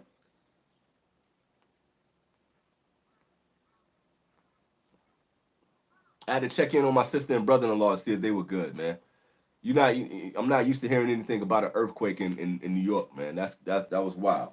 I'm glad it wasn't any stronger than that, man, because I don't know how that infrastructure will hold up in New York, man. If everything starts shaking, I don't know how that would go. 15 seconds is pretty long, yo. When you rumbling like that for 15 seconds, yo, you feel it. I get that a lot here in Japan. Sorry for spitting on camera, y'all. Yeah, that's a good little roll right there. My brother-in-law said it was rolling for a minute too.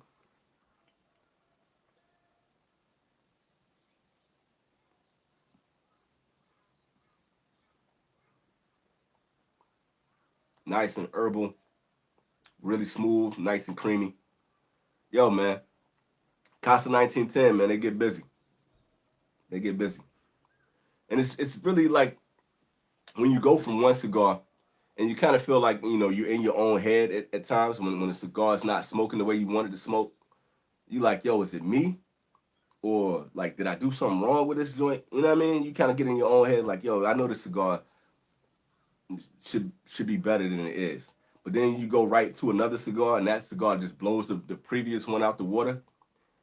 It ain't me. That was that cigar. So yeah. So you say your niece is in Jersey. She felt it too. I think the epicenter was in Jersey, if I'm correct, right? So I'm pretty sure she got a really good rumble, man. 4.7. Yeah, I saw everything from like 4.5 to 4.8, man. So she got a nice little rumble. Maybe I just want an Undercrown 10. Maybe they don't have a new one. Yeah, the Undercrown 10 is absolutely money, man. And if you can get like the factory smoke, I think it was a Corona. That's my favorite from that Undercrown 10 line. That thing is absolutely fantastic. Did I get to the Placencia Dragon?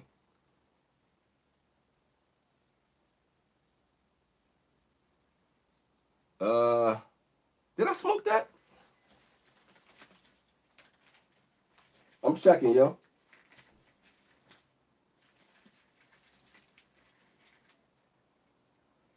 Got an Opus. I got a Fratello.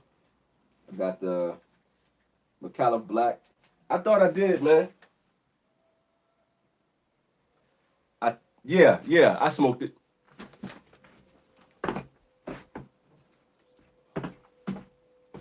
Yeah. Yeah, I did. Oh, this is Davidoff. This is Davidoff.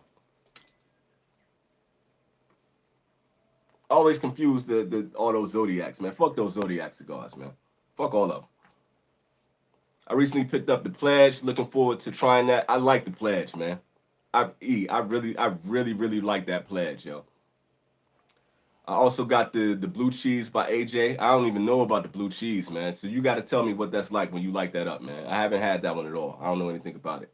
Casa 1910s are really good. I had a few that were rolled super tight though. I've yet to have one that was rolled tight. So I'm sorry you experienced that. All of mine have been smoking like this. Every single one I've had. And I've had a lot.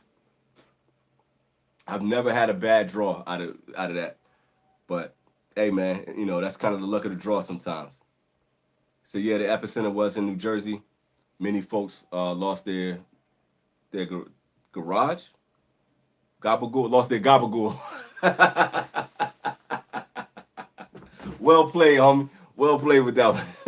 The gabagool. I didn't like the dragon, bro. Did not like it. Did not like it. I'm not having a good experience with those Zodiacs. That's why I'm really going hard against the Zodiac. I'm not having a good experience with that joint, man. I'm not. Said my Tatu Ahe 20th yesterday was really nice. Recommended. I got some down there thanks to Roger, man. Shouts out to Roger for that.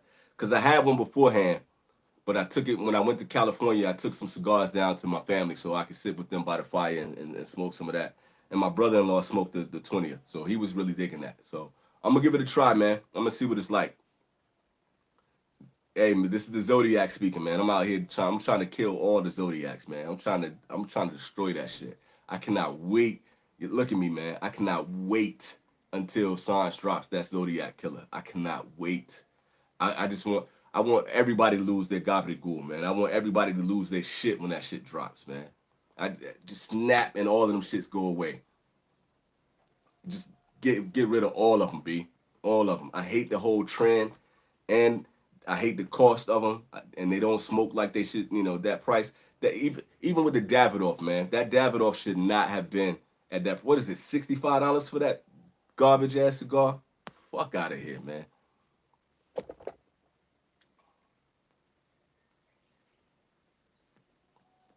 Yeah, Stick. I've been hearing good things about that La Aurora, yo. I've been hearing good things about it. I haven't had it for myself yet, so I don't have any, opinion on it for myself. Look at this thing stacking dimes, bro. Dimes. So we're gonna see how that goes. But the Placencia Zodiac, I haven't had the dragon on that one. And I need to go down there because I know I got some. Because people were sending me a lot of those Year the Dragons and all that. But when I was having so many problems with them, like exploding and the leaves cracking, and just like I really haven't been into it. Like I overlook them. Like whenever I'm in, like it's so much good stuff in the humidor with that Mil Diaz coming up, Maduro. I gotta light that bad boy up. And between Roger and Sal and Peter, the type of cigars that they sent out to me, man, I got so much heat down there right now that the last thing I'm thinking about right now is smoking those Zodiacs, yo.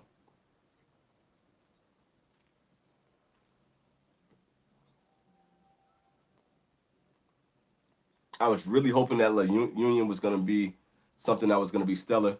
I didn't really have like the highest of hopes for it though, because I'm kind of like on the fence with my father and Tatawahe in general. So I wasn't like super hyped.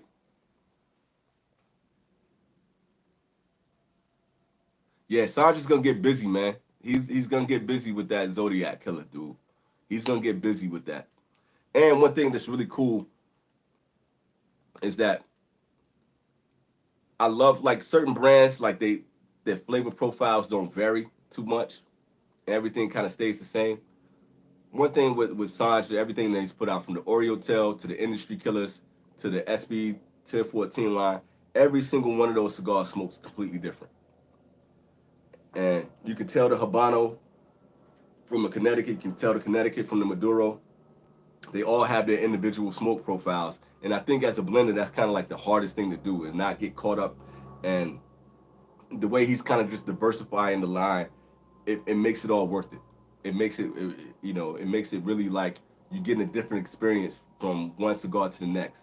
That Oreo's Tail Connecticut doesn't smoke like the Industry Killer Connecticut. They taste completely different. You know what I mean?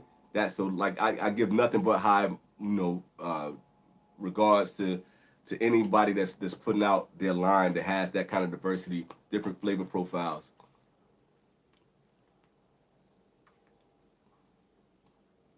It makes a difference. It makes a difference. I feel like when I'm smoking my father, I feel like okay, I've had this before. I feel like the same way with HBC. I don't dislike HBC, but I feel like when I'm smoking this, like okay, I've had this before. This has been done before. And I'm all about getting a unique experience when I'm smoking cigars. That's why I was hyped with that Pulpetta because I felt like, yo, I can taste every single one of these cigars that's in here. That's crazy. That's bananas. And you don't get that all the time. So that's the type of thing that makes me hype. And yeah, man, his can go down even less than $11 to $12, man. That's why like I know people feel like I'm in the pocket when it comes to Sanj, but I'm only speaking how I truly feel about his portfolio, and I only speak about like how I really feel. Like if I'm singing somebody praises, I gotta really dig your stuff like that, man. And when you can do it at a price point, that's why I was giving love to Perdomo. Perdomo is inexpensive, but each one of his cigars they smoke different, and they all smoke really well. So I'm not gonna say anything negative about that.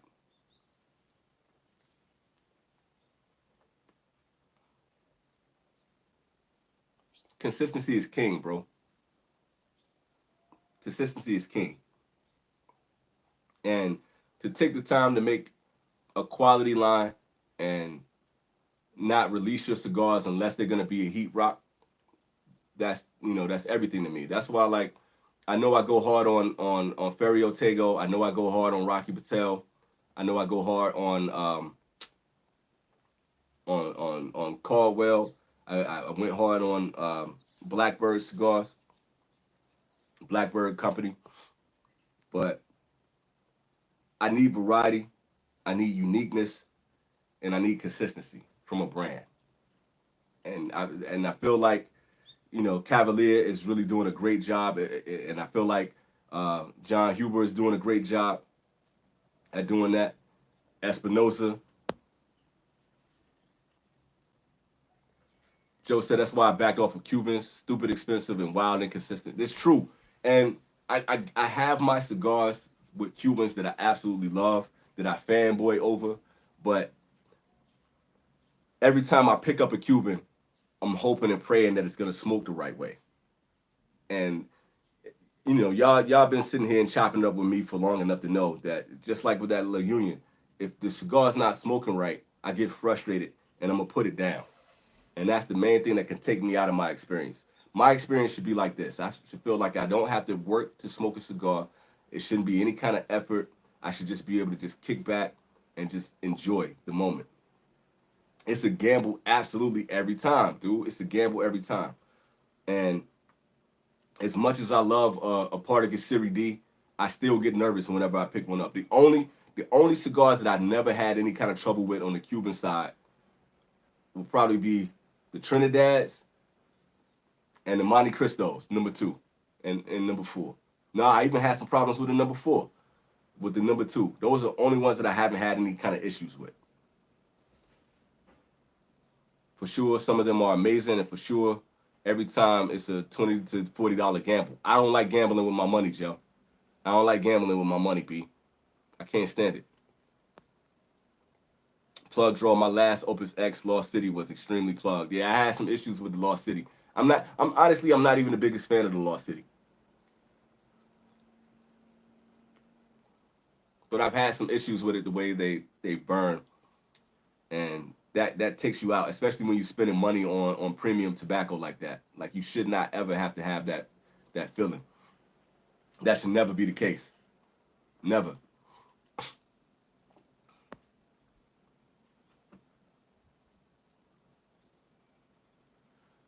Said I don't have many problems with the Cubans, but more with Lanceros. I've had a lot of the issues with the Lanceros. The first Lancero I ever had was the Drew Estate Series A. And that thing was plugged to no end. Alec Bradley, I was going hard. I know Texas Taurus probably still in here. I was having problems with that Gateway.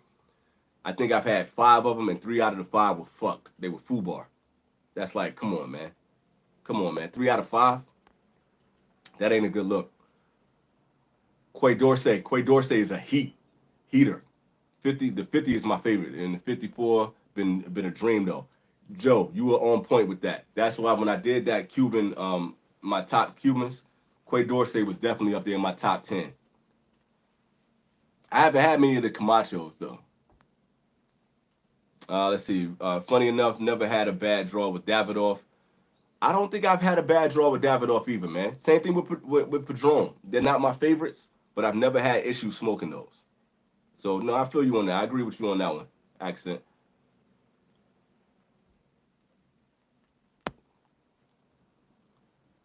Said I gave my friend a PSD4. He was pumped. He saved it for his birthday smoke.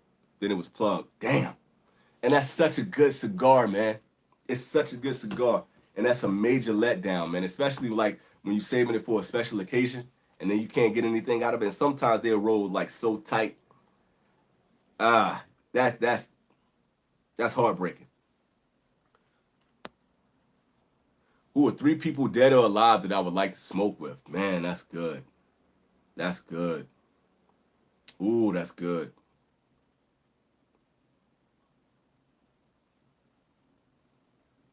That's good. That's a great question.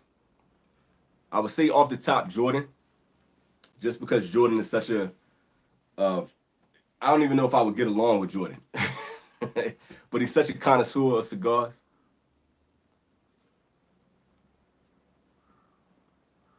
And in the 90s, he was such a legend to me. I would love to kick back and just see what his humidor is like and just sit back and smoke some really good cigars with Jordan. And I would probably say Malcolm X. I love Malcolm. I love his brain. I would love to sit back and smoke with Malcolm. Malcolm, you know, I don't know if that one would really work though because he was such a hardcore Muslim. He would probably never light a cigar. Muhammad Ali. I would love to just sit back and just shoot the shit with Ali. That shit would be money. Like, that's just a personality dude that I just love to sit back and listen to Ali talk, man.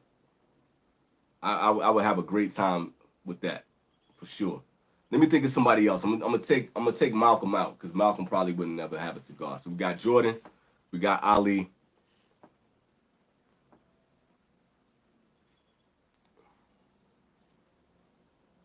Soccer. I would really like to have a cigar with Soccer.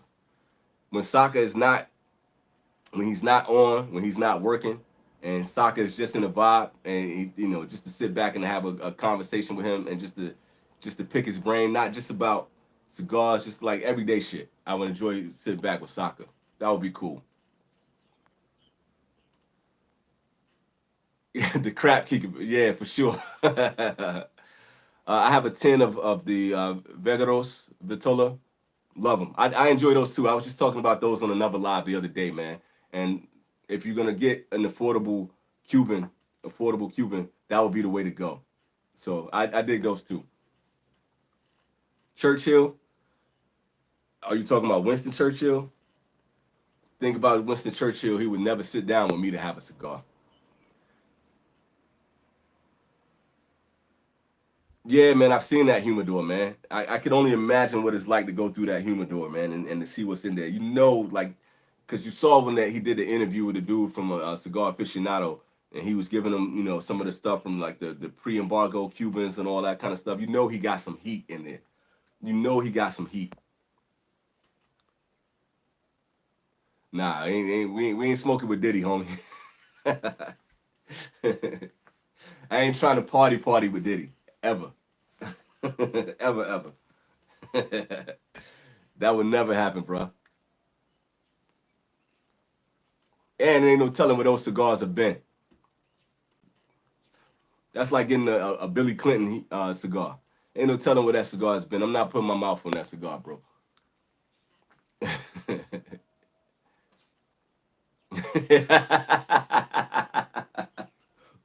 Joe, that's funny. I'm gonna let y'all read that one. That's funny.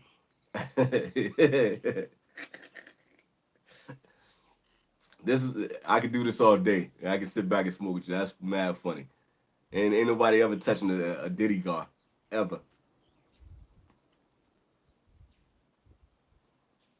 Yeah, LeBron was talking about those Diddy parties too.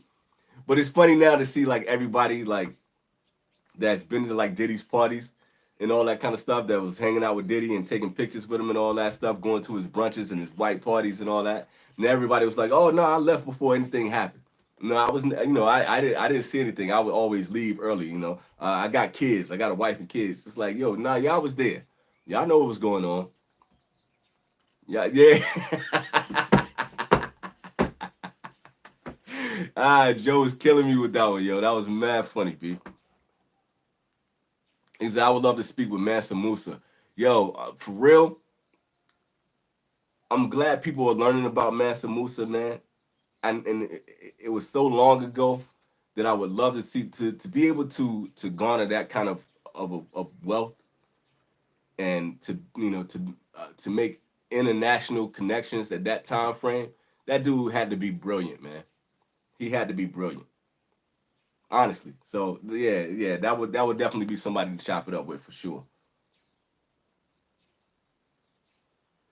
Jay-Z is a connoisseur too, man. Like you see Jay-Z with Hoya de Monterrey, double Coronas, and if you really watch him, like he was smoking some of the old school Davidoffs. I like to pay attention to see like what cats are smoking, man. Like Cam Newton, uh, uh, Reed. I don't know why I can't think of Reed's first name right now. The cornerback and wide receiver and the safety. Um, he's a connoisseur. You really see those cats like smoking good cigars, man. And I love watching at the end of the NBA, to see what kind of cigars they bring out. They've had some Hoyas. They had the Cuban Romeo and Julieta double wides. I think the last one when LeBron won his last championship, he had the undercrown shade, and I was like, that's fitting for LeBron. The Currys, they were smoking the double Coronas when they would lighten up at the end of the game. It's kind of cool to see that. So my picks would be Joseph Stalin, Mark Twain, and Bill Clinton. Woo, you like those? They're pretty aggressive. I'll say it like that.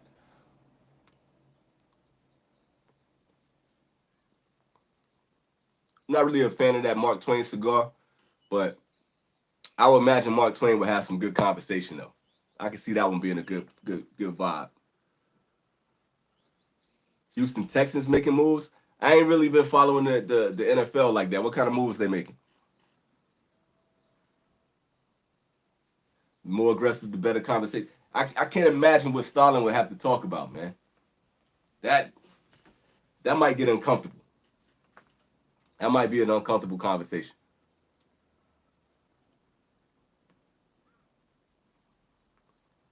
Sitting back with Ali would have some jokes. You know, he would have some great stories to tell. Not just being in the ring, but you know that whole period when he lost his boxing license and he was standing up against the Vietnam War. That whole story right there would be crazy. Honestly, I would sit back with Mike Tyson too. I love Mike, man. I like Mike when he got old and relaxed. Mike is good combo, man. Mike would sit there and tell you some cool shit. I would dig that. That would be a good vibe. Oh, Richard Pryor for sure. Steve Harvey, I don't really dig Steve Harvey like that, but Richard Pryor is one. Like I was talking about this not too long ago. When you have like those comedians, when they get serious, and they're not being comedians, there's some really deep dudes, man. Robin Williams, George Carlin, Richard Pryor, Bill Burr, Dave Chappelle. When they get to the point, see, yeah, you said Dave Chappelle too. James Brown. James Brown's a wild boy, man. James Brown and Rick James, man. That would be, ugh. I love those dudes musically. I love them. But they were some wild boys behind the scenes. Same thing with Marvin Gaye. They was off the hook. Off the hook. Sorry, I lost connection for a second there. But yeah, more so with like Richard Pryor, man. Rich, that dude had a serious life, man. Richard Pryor grew up in a brothel. Michael, what up, homie? What you drinking on tonight, man? Richard Pryor, man, that dude grew up in a brothel, man. That dude lived like 15 different lives, man. And whenever you and battling with MS, setting himself on fire, you know he got stories to tell. Anthony Bourdain, facts. Anthony Bourdain, absolutely. I love Bourdain, man. I love Bourdain. That's like, it's very few people that are celebrities. Like when they passed away, that it hurt. Like Nipsey Hussle, and Anthony Bourdain. I felt something when they passed away. Same thing when I was talking about Lou Gossett Jr. the other day, man. Those are cats that I would love to sit down and have a cigar with Bourdain. We could talk food. We could talk life. That's the dude that I could really sit back. That's a cat that I would want to have a good meal and a good cigar with, for sure. Absolutely. Quincy Jones, too. Quincy a wild boy, man. He's absolutely brilliant. But Quincy in his old age has become catty. No, somebody else that I would put in that same vein is Rick Rubin.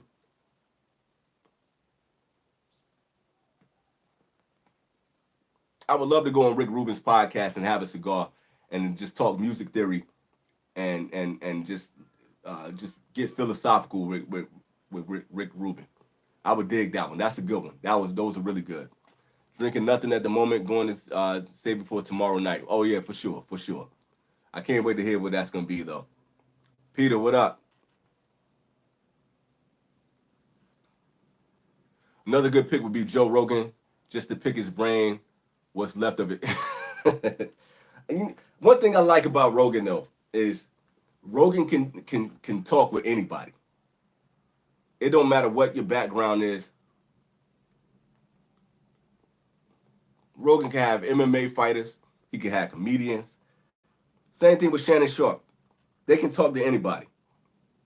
And I love cats that can, no matter what your political background is, no matter what your financial background is, no matter what your work background is.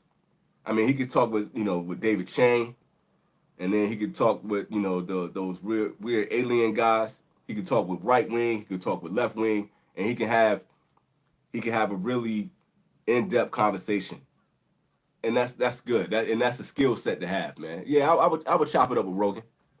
I would chop it up with Rogan for sure.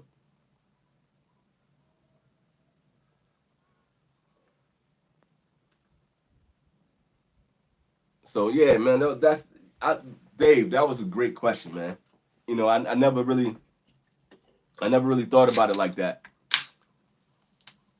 Y'all know I'm a diehard Bruce Lee fan. I would love to sit back and kick it with Bruce too.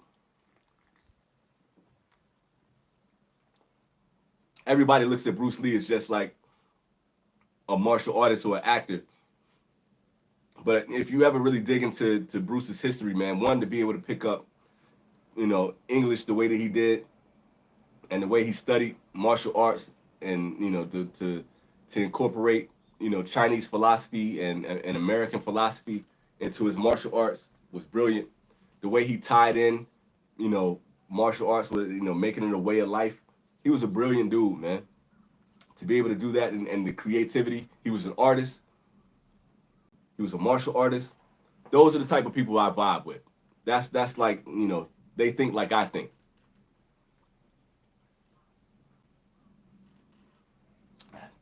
He was born in San Francisco because his dad was an actor.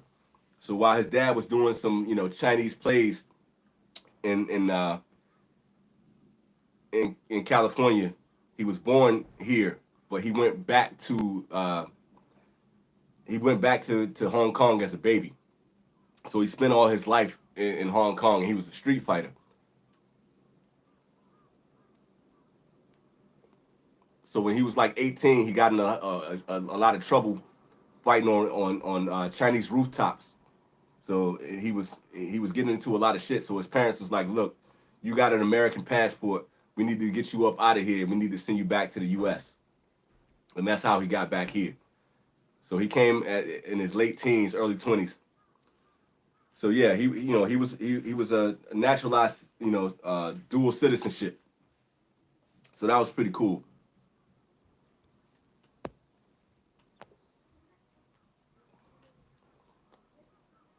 So funny you would say that because the second one of my list was a stunning hand model, live stream superstar Peter for sure. I don't know what to do with my hands. Huey P. Newton. Huey, yeah, man, I would love to have a conversation with Huey too.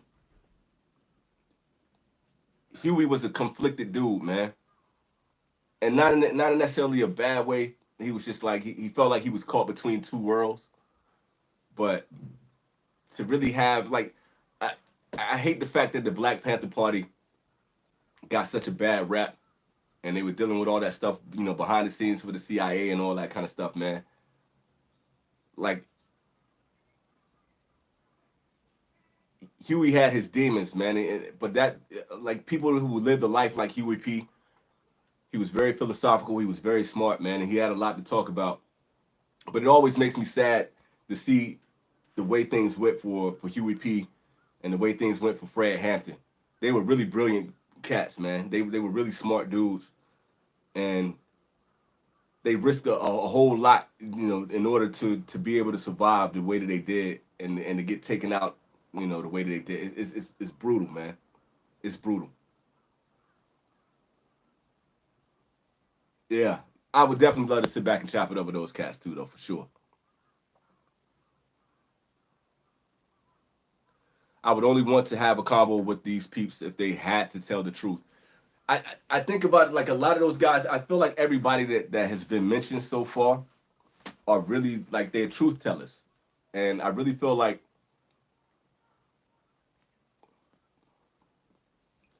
they were brutally honest, and that was the main thing about like I feel that way about Ali, and I feel that way about Anthony Bourdain for sure, and Richard Pryor the most out of all of them. He said the triads killed Bruce. I honestly don't think the triads killed Bruce, man. I know that's been a story for a long time. I honestly think when somebody described it as a death by misadventure, I think that's what it was with Bruce, man. I always feel bad for Betty Ting Pei. was the actress that he went to visit. Everybody was saying that he had a relationship with Betty Team-Pei, and it's possible. You know, just like Ali, Bruce loved women, so it's really no doubt that was possibly a thing. But at the same time, man, I really think like the combination of how he was treating his body, and Bruce smoked a lot of hashish, and I think he was allergic to the equagesic that he took. So I think it was just like it was a combination of things that caused Bruce to really to pass away the way he did. Like when he was filming Game of Death and when he was filming Into the Dragon, he wasn't really taking care of his body. He wasn't sleeping, and I don't know. I think all of that just kind of was a combination of stuff that really kind of took him out, which was kind of crazy. Ah, women that I would love to smoke with.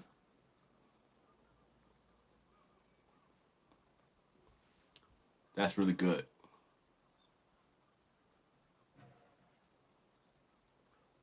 Shirley Chisholm, off the top. Asada Shakur, off the top. Uh, hmm, that's a really good question.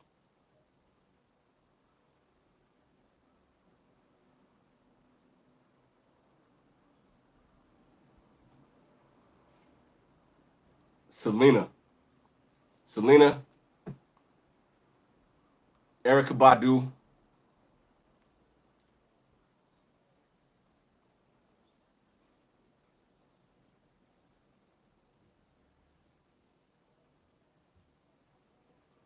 Uh, Probably Angela Bassett. Sydney Sweeney off the top. That's your bag for sure. No doubt. Man, my wife, man, I would love to have a cigar with my wife, man. It would never happen.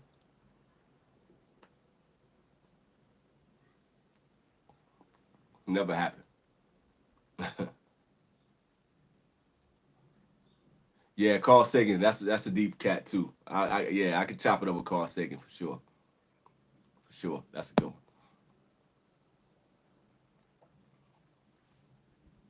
It's kind of interesting, man, because like I know that it's a lot of women that actually smoke cigars, but it's not as common of a thing. Like it's some really cool chicks that are on my feed that I would love to sit back and have some cigars with. Sharon Stone, Sandra Bullock, man, dude, y'all don't know, man. I had a serious crush on Sandra Bullock. I had a serious crush on Sandra Bullock back when Demolition Man era, and what was the other joint? Speed. Yeah, that was serious. I feel like Sharon Stone would be mad cool too. Space City, what up? Hey, y'all, shit. Texas, you wild.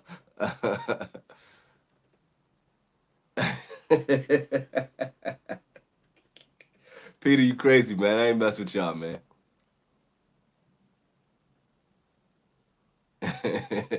Me and Callie. Oh, man. Y'all give me in trouble, yo. Martha Stewart is a wild chick, man. Martha, Martha Stewart is wild. I don't think a lot of people notice. Pam Grier is fire. Pam Grier is absolutely fire.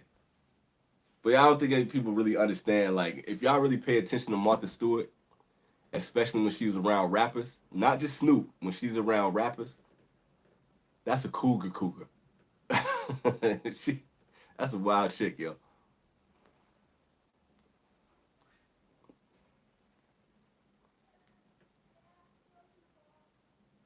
She got street cred. She earned that street cred.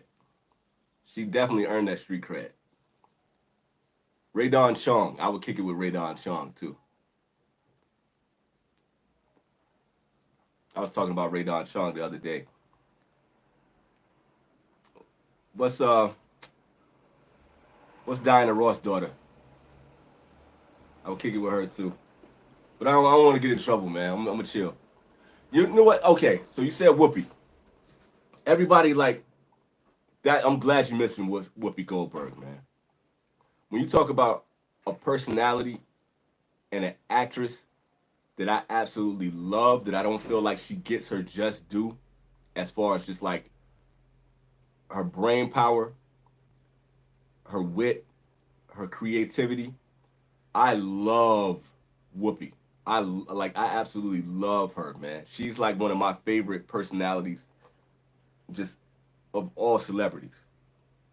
She's lived like 20 different lives in one lifetime, and what she did in Color Purple and The Ghost and Karina, she's brilliant. And I hate the fact that because she had African features, that people like mistreated her and they call her ugly for so many years. And Tracy Ellis, no doubt. Tracy Ellis, no doubt. But I never felt like I never felt like Whoopi got a fair shake. I never felt like she got the respect that she deserves as a talent. Like she really is one of the best actresses that's ever graced the silver screen. And I know she could be controversial in her opinion sometimes, but I love the fact that we were talking about truth tellers. Whoopi is definitely that, man. I got love for her. She reminds me of my aunt for one thing. And my aunt, this is my favorite aunt, my aunt Dee Dee. She reminds, like personality wise, she reminds me of my aunt Dee.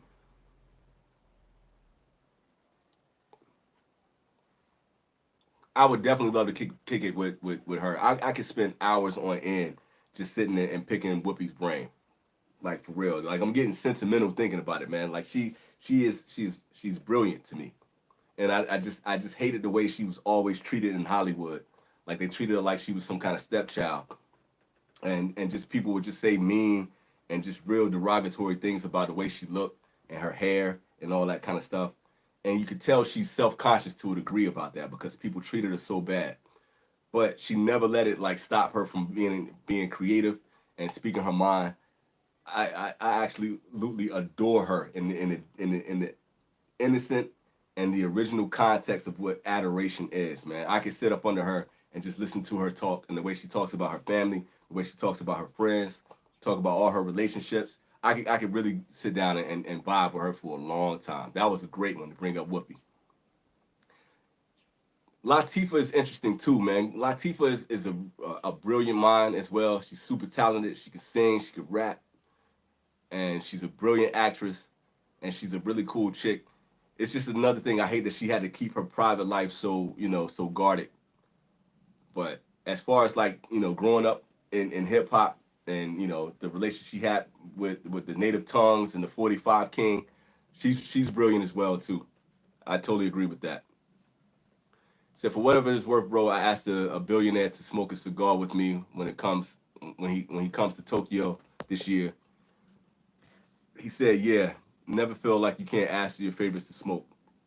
Well, I think one of my moments to kick back and smoke a cigar with one of the people I mentioned today is gonna come soon. Come true soon. I'm not gonna say what that is just yet until it happens. But when it does, you guys will know. So we're gonna see how that rolls. But once you have that experience, when you sit back and smoke with this cat, man, I want you to tell me all about it. I'm really kind of curious to see how that's really gonna fly, and what that conversation is gonna be like. It's funny, man. I've never really met a lot of celebrities in my lifetime. I've never had a chance to like sit in a room with a lot of people like that. Maybe one day it'll come to fruition where I get to a place where I can really have maybe the vintage cigar will blow up, and maybe it'll give me a chance to like actually have conversations with people. Who knows? I met Shaq in person, but I was so mad. I was like 14 or 15. He was still playing for the Orlando Magic, and we were in Orlando. My brother was going to school down there. He was going to some kind of weird academy that was down there, and we were in a mall. We were in a Foot Locker, And I wanted to meet Penny Hardaway. Penny Hardaway was my second favorite basketball player next to Jordan at that time. I wanted to meet Penny so bad, and I hated Shaq. I couldn't stand Shaq. I still don't like Shaq as a basketball player. But my mom forced me to get Shaq's autograph. It was Shaq and Dennis Scott sitting, and Dennis Scott was trying on shoes in the Foot Locker. And Shaq didn't even seem that tall to me, man. And my mom was like, yo, you're going to get that autograph. I was like, I don't want Shaq's autograph. I want Penny Hardaway. And I saw they had a basketball goal up in that Foot Locker in the mall. And it had everybody's autograph up there. And it had Anthony Penny Hardaway. And I had just missed him. And I didn't get to meet Penny. I still get mad to this day that I never met. Peter said, I met Shaq too. Holy shit, he's even bigger in person. He didn't seem that big to me, man. And I think it was just in my head, I just didn't like Shaq. So I was like, he ain't that tall. I was probably like 5'1". I was really small when I was a teenager, man. I was a short dude. I love the foam posits too, man. I love pennies, all the penny sneakers. I love the foam posits. And that was back when they were just getting released too. I met Ric Flair at the gym. Him and I were the only two ones lifting. Shook his hand. Now that's a cat that I would love to kick it with. I love Ric Flair. And I don't think I've ever told y'all on this. I'm 5'9" and it felt like a midget next to him. I can see that. I don't know if I ever told y'all this, man, but my grandmother that I was talking about earlier, my grandmother loved wrestling. So when I was a kid, I lived with my grandmother for a while my mom was trying to get back on her feet after my pops passed away. And she loved Ric Flair. So we used to watch wrestling every night, and we used to watch Dan Rather as soon as that went off. So we would always watch Wheel of Fortune, Dukes of Hazzard, Pro Wrestling, and the evening news. That was like our nightly ritual. And we would just sit back in her bed, and she would be screaming, "Go Rick, go Rick!" And to this day, I love Ric Flair because of that. That's one cat that I would love to sit. And you talk about somebody that got some stories. That's a wild boy. Ric Flair is that dude. You know, jet flying, kiss stealing, willing and dealing. Woo! I love Ric Flair, man. That's my guy. I think if I really think about it, man, my two favorite wrestlers, man, would be Macho Man and Ric Flair. I love the Road Warriors too. And Dusty Rhodes. I would love to kick it with the American Dream too. And the American Dream was a hooper. Y'all know Dusty Rhodes used to play basketball, man? You know he was around a lot of brothers. That's why he used to talk like that. It's the American Dream, daddy. I love that shit, man. Sting too. I could rock with Sting. And Ricky Steamboat. I would have loved to kick it with Ricky Steamboat too. That's my era. I don't watch a lot of that new shit like Undertaker and a lot of that WWE shit. But Stone Cold I could vibe with. Sting I could vibe with. I'm from North Carolina and Virginia, man. So that's like that Jimmy Crockett circuit was the shit. I did watch Iron Claw, man. I finally caught up and watched Iron Claw. That was a great movie. And I remember the Von Erichs. Like from back in the day because they used to come through that same circuit. So back when we were kids, me and my cousins, we used to like make wrestling belts out of cardboard. And we like my Aunt Dee Dee had this room in the back that was just pretty much empty. So we would go in there, we would have wrestling matches in there. And we used to go to the Dorton Arena in Raleigh. So I met Sting. Dang, what's the big blonde head dude, man? I can't think of his name right now. And Ricky Steamboat. It was a couple more people, man. I was like 7 or 8 years old, so that was a long time ago. So that was my era. Legion of Doom, man. You couldn't tell me shit about the Legion of Doom, yo. You couldn't tell me shit, yo. I wanted to paint my face up like Hawk and Animal. And I missed the era when they was doing like shoulder blocks and doing clotheslines, the Russian lariat, all of that. That was my era, man. Jim was like, I watch the show now. Like I go back on YouTube, man, and I watch like Jim Cornette when he's just like shooting and he's just telling stories about Ric Flair. He's telling stories about all the different wrestlers and stuff like that. He's like my favorite personality right now, just talking about wrestling, man, because he don't hold shit back, and he got that crazy Southern accent, man. I am 43, so I'm an old head now, man.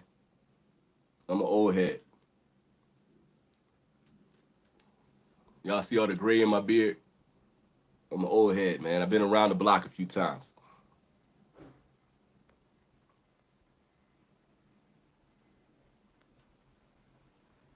The first the first wrestler I've ever seen in person, but on TV was Tojo Yamamoto. I just watched something on him the other day, man. Where did you see him?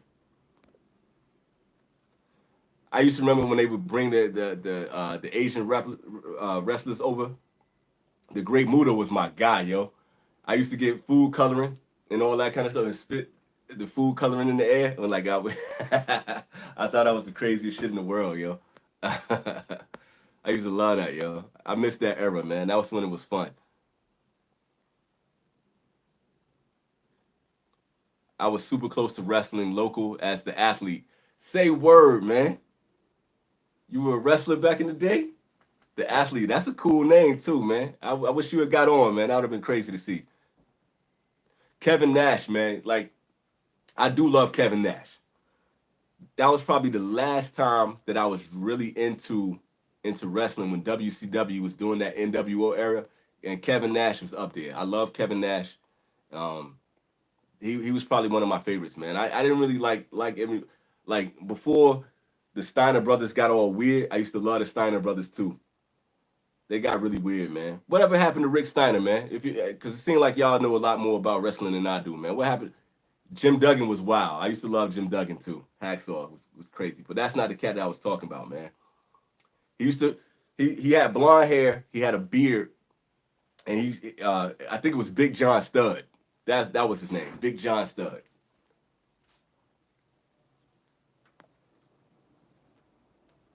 I turned 44 in June, man. So we right there. 1980, man. Shouts out to the 80s. Okay, yo, when you do that, I'm never smoking the woody, man. But when you do that, make sure you send me a notification. I want to be there for that. Yeah, man. Jesse Ventura. Jesse Ventura is a cool cat too, man. He's a wild boy. I can sit down and have a conversation with Jesse Ventura. I was so hype as a kid watching The Predator and seeing Jesse Ventura in that joint, man. I was hyped, man. I was hyped. Nah, ain't no smoking with Vince McMahon. I ain't never liked Vince McMahon. Now, nah, I don't want no problems with Vince McMahon, yo. Oh, yeah, man. That's when man wrestling was fun back then, man. And that's why it was cool watching the Iron Claw, man. I was telling my wife about it, and she was like, "Why are you so interested in this movie?"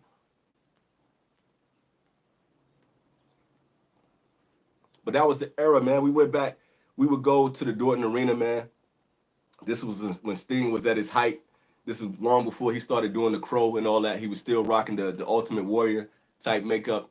I just learned recently that him and the Ultimate Warrior were roommates, man, and they were a tag team. I didn't know about that because when I got into it, Sting was it's right when Sting went solo. Yeah, Rick Steiner was my dude, man. He used to walk around. He was, whoo, whoo. I used to love that shit, man. And see, like all the stuff with the new WWE, I have no clue what's going on now. Once it became like a soap opera, and it got like into that Vince McMahon era, I stopped watching wrestling. I stopped watching wrestling like right after NWO got corny. When it got corny, I was done. That was like my last hurrah with wrestling, man. I kind of fell off with that.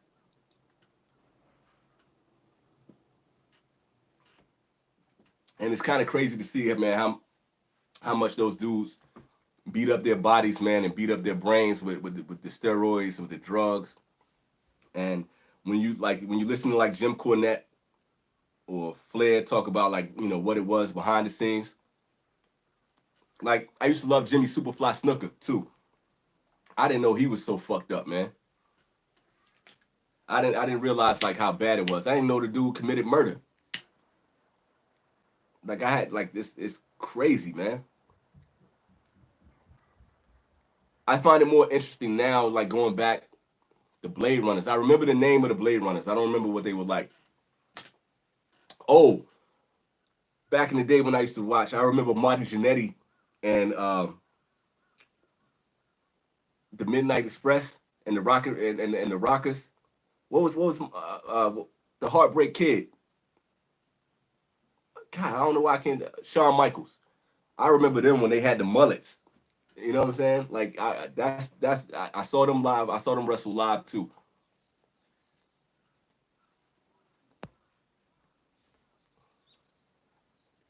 Probably another one of my favorites. Now that you mentioned Owen Hart. Shouts out to Owen Hart, man, because that was tragic, man. He seemed like a really good dude.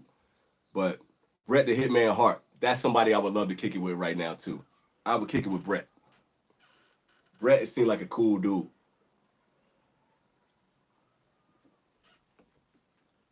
And what was that joint called? The Montreal Screwjob? I just watched the video on that recently too, man. That was wild, yo. They did that boy dirty. The same way they made a movie like the Iron Claw about the Von Erichs, they need to make one on the Hart Foundation, talking about Owen Hart, the Anvil Neidhart, Bret Hart, and the British Bulldog. That right there would be a great movie. It would be a phenomenal movie.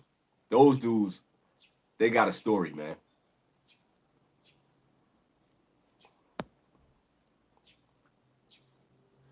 Yeah, man. I've only seen bits and pieces of that whole thing behind Owen Hart because they got the footage somewhere, but I think the family said they would never release that.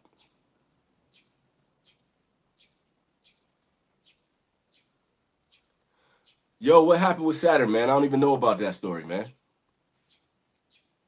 Shawn Michaels is from San Antonio. Word? Is he from San Antonio? I ain't know that. He got a story to tell too. Razor Ramon was my guy, man. It's kind of wild to me that he lived that whole Chico persona for so long that it became his actual personality. That's kind of wild. And they said he would get so jacked up on stuff like even Ric Flair was like, yo, he did too much drugs, man. They were saying like he would be drunk and high on a plane. And they they had like that whole plane incident when everybody got in trouble on the plane. They said the main thing it started because of Razor Ramon. I think he got in a fight with somebody on the plane and he got real fucked up on drugs or something. It was some weird story like that. Yeah, everybody said that Shawn Michaels is a jerk, yo. Everybody said that. Yeah, man, I know Neidhart's daughter is a wrestler now, man. I love what like the WWE is doing with the women wrestlers right now. It's kind of dope in general to see women getting busy in boxing, in MMA, and wrestling right now. It's kind of dope, man. To me, they're more entertaining than a lot of the dudes out there right now. But I just don't watch wrestling now, man. I'm out of it.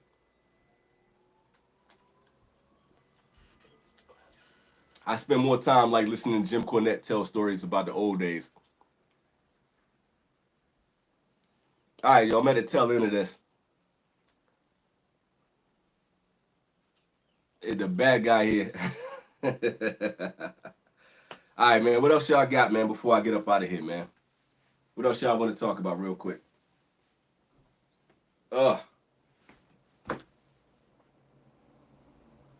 Yeah, I just recently watched that documentary on the Ultimate Warrior. I just watched that the other day. I just went down this weird rabbit hole. That's a wild boy too, man. I don't like he was off. Like just in general, he was off. And he just became a bigot out of nowhere. It was some crazy stuff. Hey, man, it's all good, Rob. I came on a lot earlier this time, man, because I wanted to see how many people we could get on at an earlier time. So it's probably like 10:30, 11 o'clock. 11:30. God damn. You know what's funny, man? It's like Goldberg and the Ultimate Warrior weren't really good wrestlers. But when it came to wrestling in general, you didn't really need to be a really good wrestler. Not everybody was going to be Bret Hart. You know what I'm saying? Not everybody was going to be Ric Flair or Dusty Rhodes.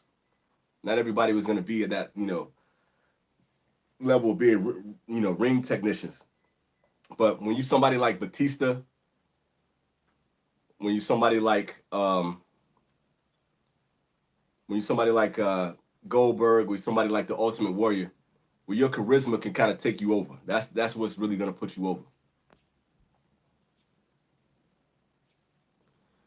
Warrior was your favorite of the Legion of Doom. When was Warrior in the Legion of Doom? It was Hawk, Animal, and they had some random dude, and they had a mod. Those are the only Legion of Doom members that I remember.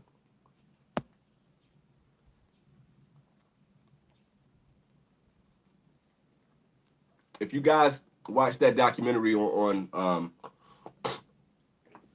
excuse me, sorry for spitting on camera again, on the Ultimate Warrior, go back and listen to Jim Cornette tell the other side of the story, because it ain't all butterflies and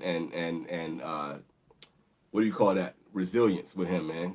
Dude was a bigot, and he wasn't really good to a lot of his friends. I can't really rock with Ultimate Warrior like that. Yeah, that Razor Ramon one is sad, man.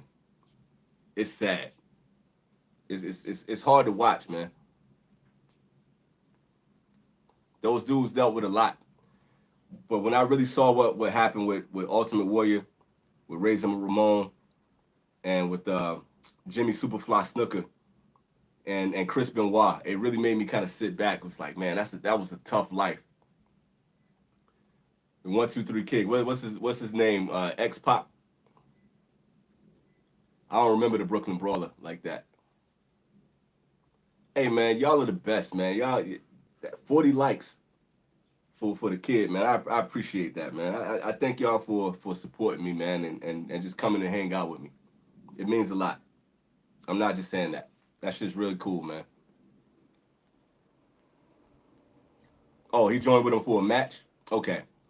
And you can see how it would make sense with all the paint and all that kind of stuff, and they were brawlers. But personality-wise, man, they were different. And Hawk from the Legion of Doom, man, he had a lot of demons with him too, man. But when I was a kid, I used to collect stickers the same way I collect cigar stickers now. So I used to put like all the Garbage Pail stickers, the He-Man stickers, and and I had all my wrestling stickers. My favorite one was my Legion of Doom sticker. It was holographic. That was my favorite one, man. I used to love them cats. Yeah, I want to see that Jake the Snake doc too, because he got some stuff going too. He got some good stories too. Yeah, man, he was a stone cold bigot, man. Go down that rabbit hole. Go on YouTube. Listen to Jim Cornette's stories about him, and they got another documentary that wasn't done by his family. It's a lot of stuff that happened with the Ultimate Warrior, man. It's a lot of stuff that they left out of that main doc. It's a whole lot of stuff, man.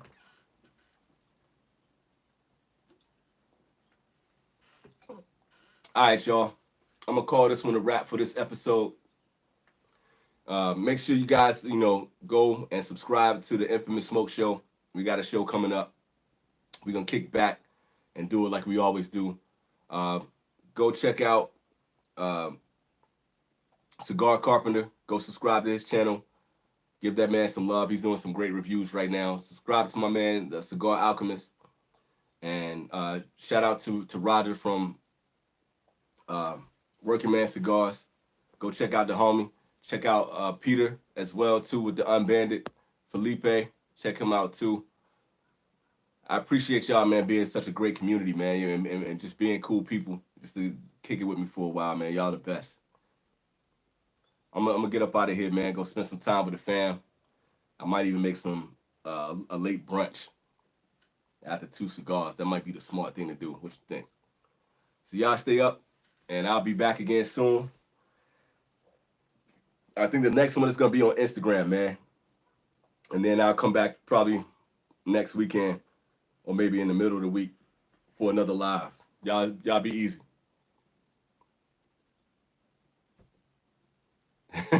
Yeah, man, I tried to hop on, man, so y'all could come in at a decent hour. Rob, man, I'm sorry that you came in late, bro, but we had a good time today, man. Retro, yo, let me know how your journey is going, man. Let me know what you are being influenced by. Make sure you tell me like all the new cigars that you're trying out. Let me know what cigar of the month club that you find. Y'all be easy. I'm gonna go kick it. Be safe.